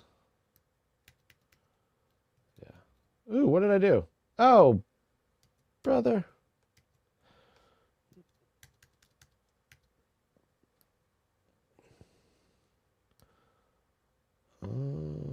Or is that the piece? I think this is added. This is trash. Or is this part of... Yeah, okay. Woo! Sometimes I get a little confused by the waves. All right. Yeah, there you go. There you go. Boom. Just needed something to keep it. But that's a good... When you see something you like, you just get it. You go for it. In this sense.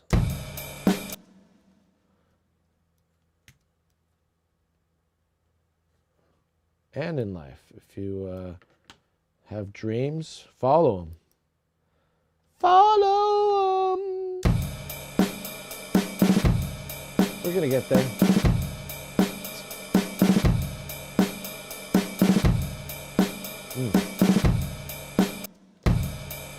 A little off, a little off.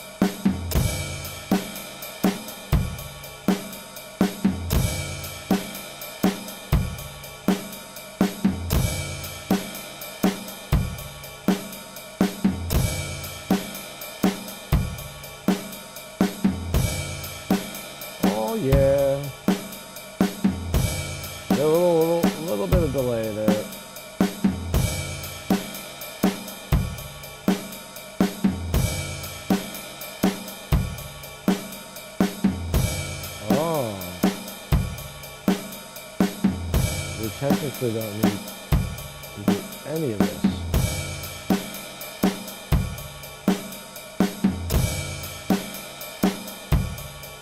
Since we can just move this up. Yeah, it's coming around.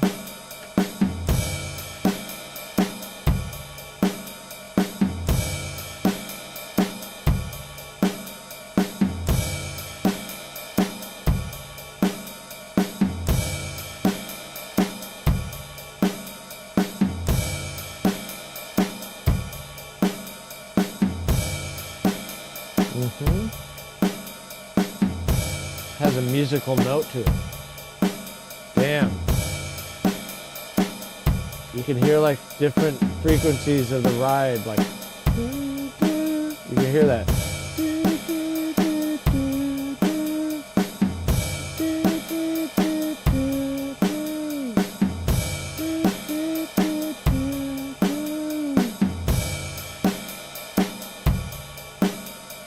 Yeah.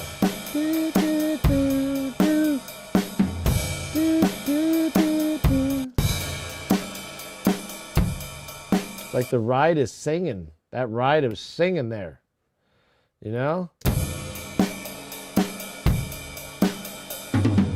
Oh, no. We don't want that one.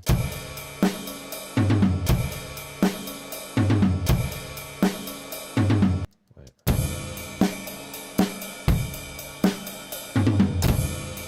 Oh, this can be... I mean... Let's get rid of it. Make a decision.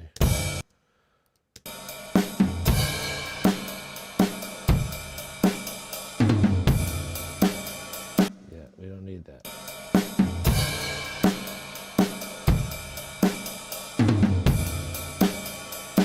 No, we don't need it. We don't need it. We don't need it. We don't need you. We don't need you. Need you. We don't need you. Wait, we need you? No, we don't need you.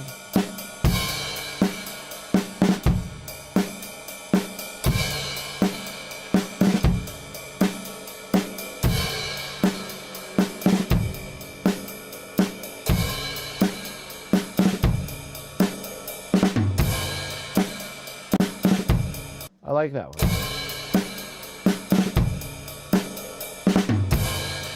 But whatever.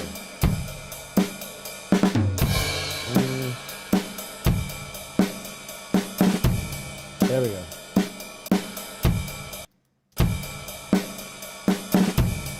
That was it. That's it right there.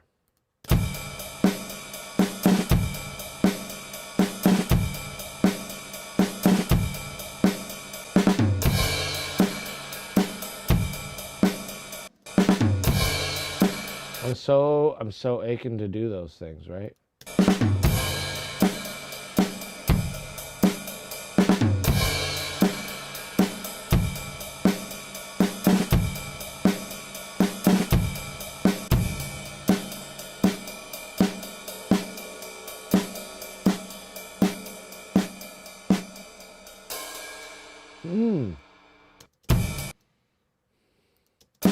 That could be my outro.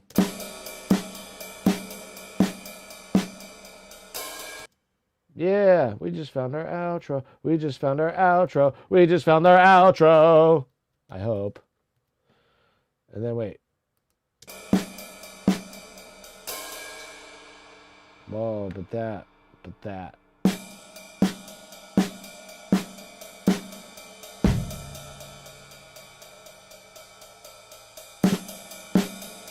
What am I, a jazz drummer? I wish.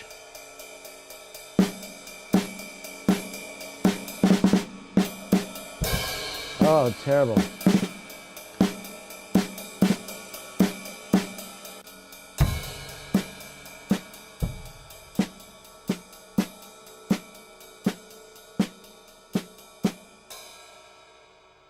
guess that's it right there.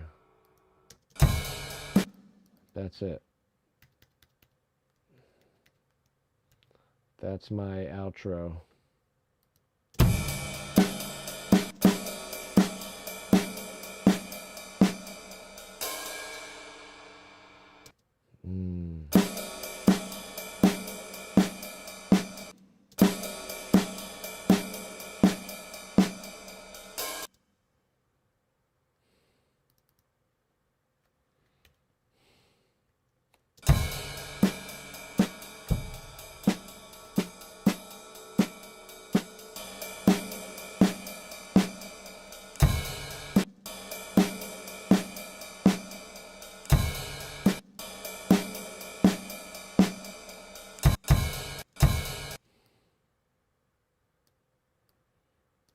Let's see.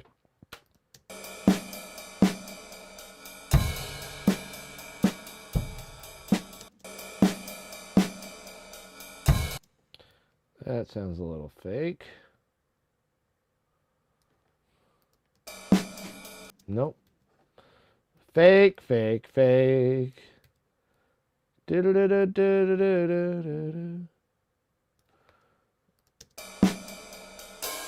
Oh boy. Oh boy. We are out of our league.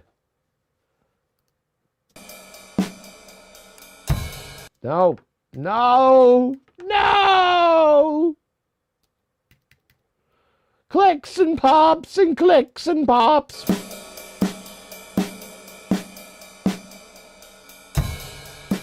Okay. Okay. We can figure this out. We can figure it out. We can figure it out. We can figure it out. Figure it out.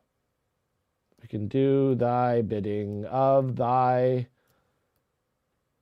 musician, producer. Oh,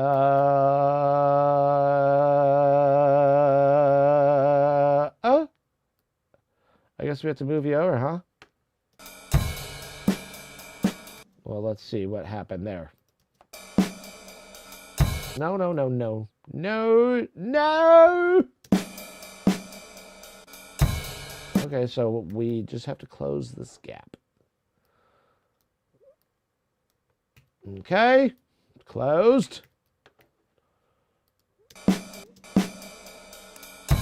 My goodness, why won't you go away, sir? Did I accidentally create an artifact? Let's see, what did I do? Anything hiding under there? Nope.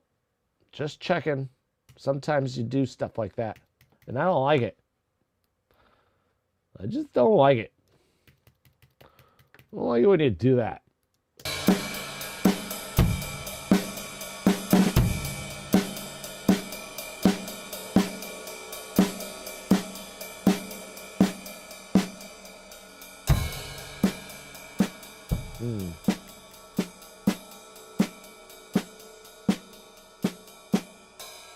Okay, that's the one. We're just going to keep that, and then we're going to go.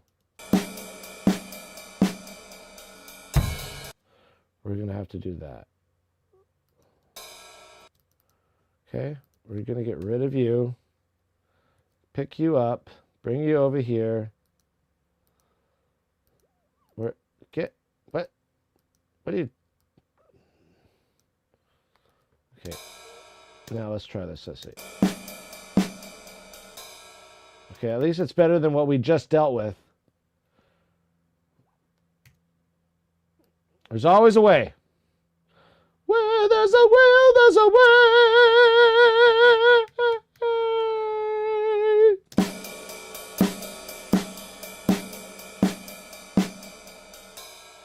Okay, we're almost there. It's a little too force-fed here. Got to get off that. Yeah, there you go. Just bring in a little bit. A little too quick. Let's move it over slightly. Just slightly.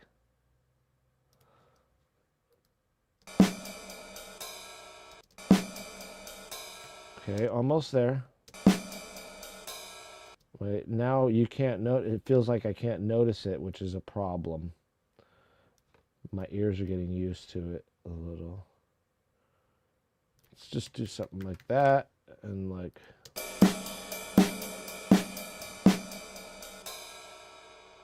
I can hear the.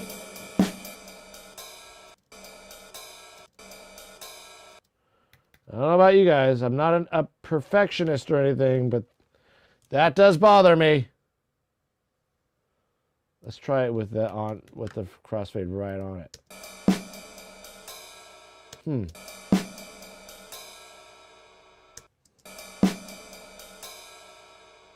Okay, let's work with it. Let's work with it, babe.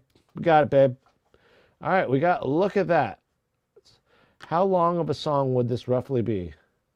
Only it. No 10-minute songs. No. We've got so much good stuff here, and we're gonna set this limit down. What am I gonna do? Oh my God. Oh, there's a lot of me bullshitting in there. Oh my God. Oh my. Okay. No, we're not gonna use that. Okay, obviously we got some stuff we got to use. All right, well, let's get back. Let's do one more take of Sheldon. Okay, we're going to do one more take. 4 more takes. Okay, because it's a fun song. Or, you know what?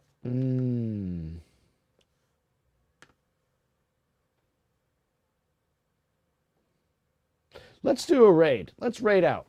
It's Saturday. We got to get out of here. Let's raid out. Let's raid out. Let us raid out. See what we can do here.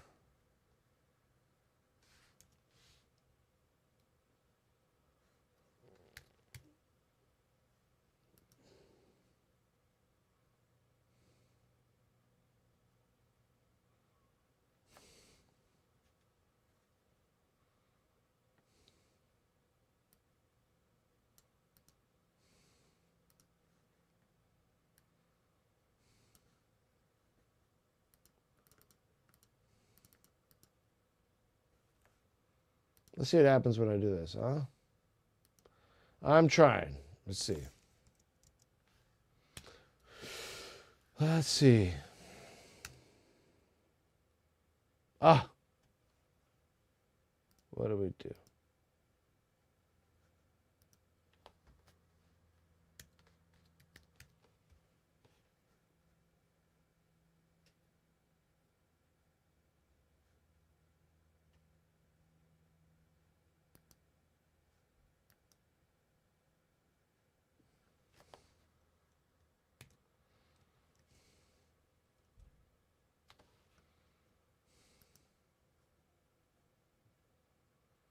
Let's see.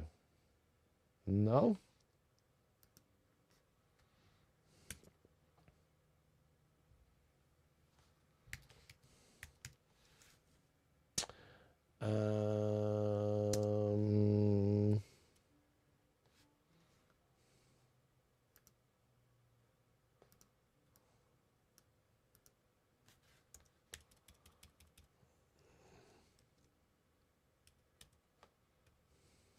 Or do I go this way?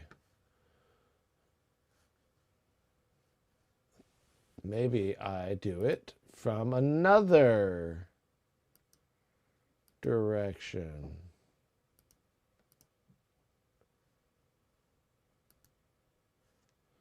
Another direction might be the way.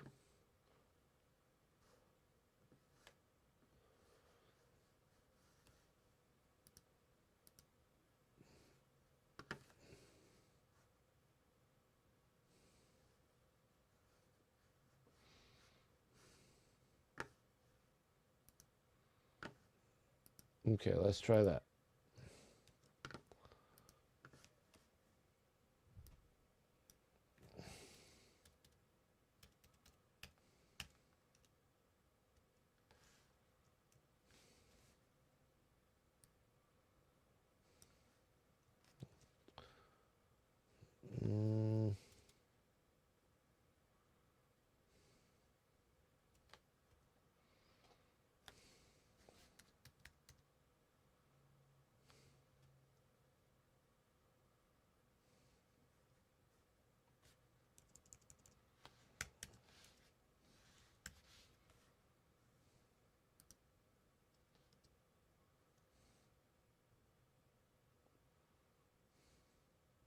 Ah, it's not working for me right now. Oh well, we'll figure it out later. I want to send some love, maybe when we have more people on that front. But yeah, let's see if I can try at least.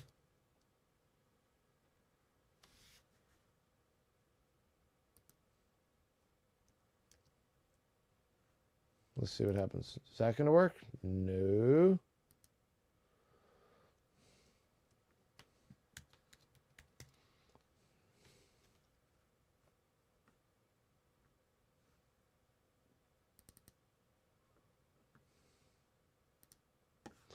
Let's try.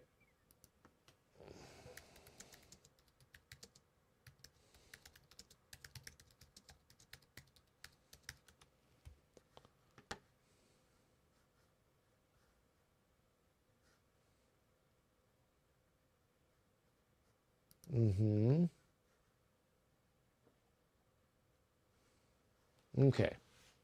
So, in order to raid, we're going to raid somebody's channel right now. See how this works. Oh.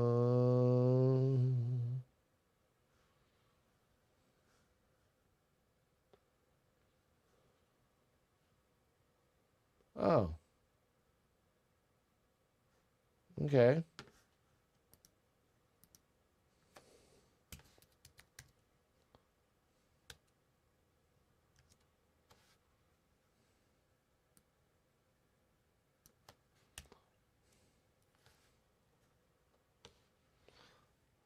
Let's try it. All right, we're gonna be signing out. Let's give Eyes a raid. Let's see what works. If this works, are you ready? Let us go. Oh, come. All right.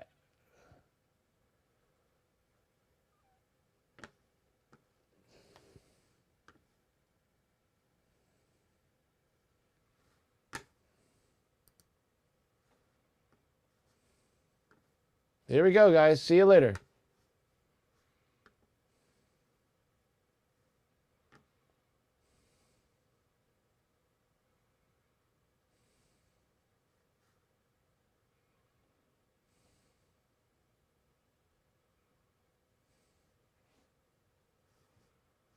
All right.